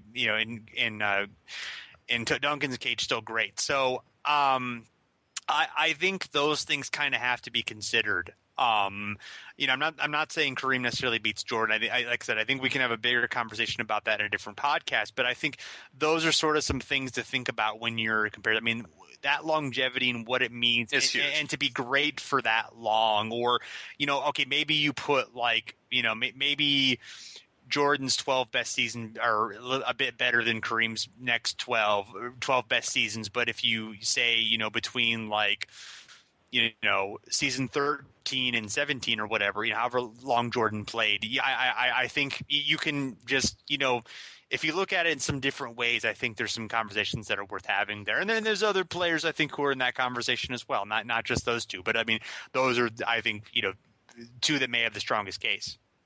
Yeah, I agree. I think the longevity is super important, and I don't want to get too much into it. I think we should definitely do it as a separate podcast. But yeah, I think you really have to factor in the longevity, and it's not just, as you said, he's not like a Robert Parrish type or a Kevin Willis or type or whatever, where largely their last not half of their career, but the last quarter of their career is just kind of, sticking along, doing that. So, I mean, Kareem was still a very productive player until that last year. And even in his last year, you look at his stats, and they're not awful, but you can tell that it was sort of the beginning of the end. And it's good that he probably left then and didn't, hang around for another, 3 years just being awful. But, I mean, he was already he was hurt that last year, but he still had 23 and 14 in a finals game, I mean, so, I totally agree. I mean, Parrish ended up breaking his record for most seasons. I guess Willis might have too, or Willis is, I think, may have the record for being the oldest player, or very close to it, at least kind of in a continuous career. Because there were some comebacks that were, maybe a bit older, but basically, he played till 44. So he missed 1 year there, but anyway, the point being is that, Kareem was great, and I hope this illuminates some, people to sort of look back at some of the stuff in the 70s and watching some of that video. I mean, some of those games were really exciting and interesting to watch. I mean, it's definitely a different style of play. Like you said, it's wilder. There is less care maybe, and maybe some of the shooting gets a little ugly sometimes. But I mean, just Kareem's a treat, especially early in his career. I mean, he does some things that you just kind of most of his highlights are skyhooks, but he did so many other different things too, other than the skyhook. It was obviously a huge weapon, but yeah. So, anything else you want to talk about, or are we about? That's it for me. I think we've exhausted the Kareem in the 70s topic, and I'm glad. This was a very fun show. It's one we've wanted to do for a long time, and I think I enjoyed it a lot. Yeah, and it was. I really enjoyed. The biggest part was doing the research here and just watching the video, as I said, because it a lot of times we have to. I think you and I, we have to go back and look at this stuff a lot of times, and I hope that other people do it as well, to go back and really look. And a few of these videos, I was just shocked. Like I mentioned, the one where he gets the rebound and just takes it all the way down court was just like, whoa. I mean, like it's stuff that you don't expect to see that you see that really makes it a lot of fun. So I definitely would encourage people to check, look at old Kareem videos and really watch and see what he kind of did and 70s basketball in general. Yeah. It's I'm enjoying it more and more the more that I watch. So it's fun to see. I mean, in some cases, I'm like just putting, like I know the names of the players. I know a bit or more than a bit about career, but actually just like watch them and just kind of say, he did that. And just kind of see some of the comparisons that were made. It's a lot of fun. Basketball history is cool. It's obviously one of the major reasons why we do the podcast. So, all right, well. Thanks, everyone, for checking us out. Of course, you can find us at thepodiumgame.com, which is a Hardwood Paroxysm Network basketball podcast. You can find us on that iTunes feed. If you type in Hardwood Paroxysm or Podium Game or even Over and Back NBA, I think all of those at this point in iTunes will get you to our podcast. You can find us on Twitter. You can find us on Facebook. And we have a Tumblr page as well that we're still trying to figure out what to do with, but it exists. So, that's about it, I think. If you like the show and if you wouldn't mind leaving a comment on the Hardwood Paroxysm iTunes feed, that would be awesome. We're of course on there, and there's a lot of great other shows that are part of the Podium Game that you can check out there. More and more as the site continues to grow, Biscast Ball, the Podium Game podcast, and R Squared and some other great shows. They're all there and all worth your attention. So do that. All right, Rich. Well, it's been fun. I've been having fun as well. I'm glad you did as well. So everyone, thanks for checking us out, and we'll see you next time.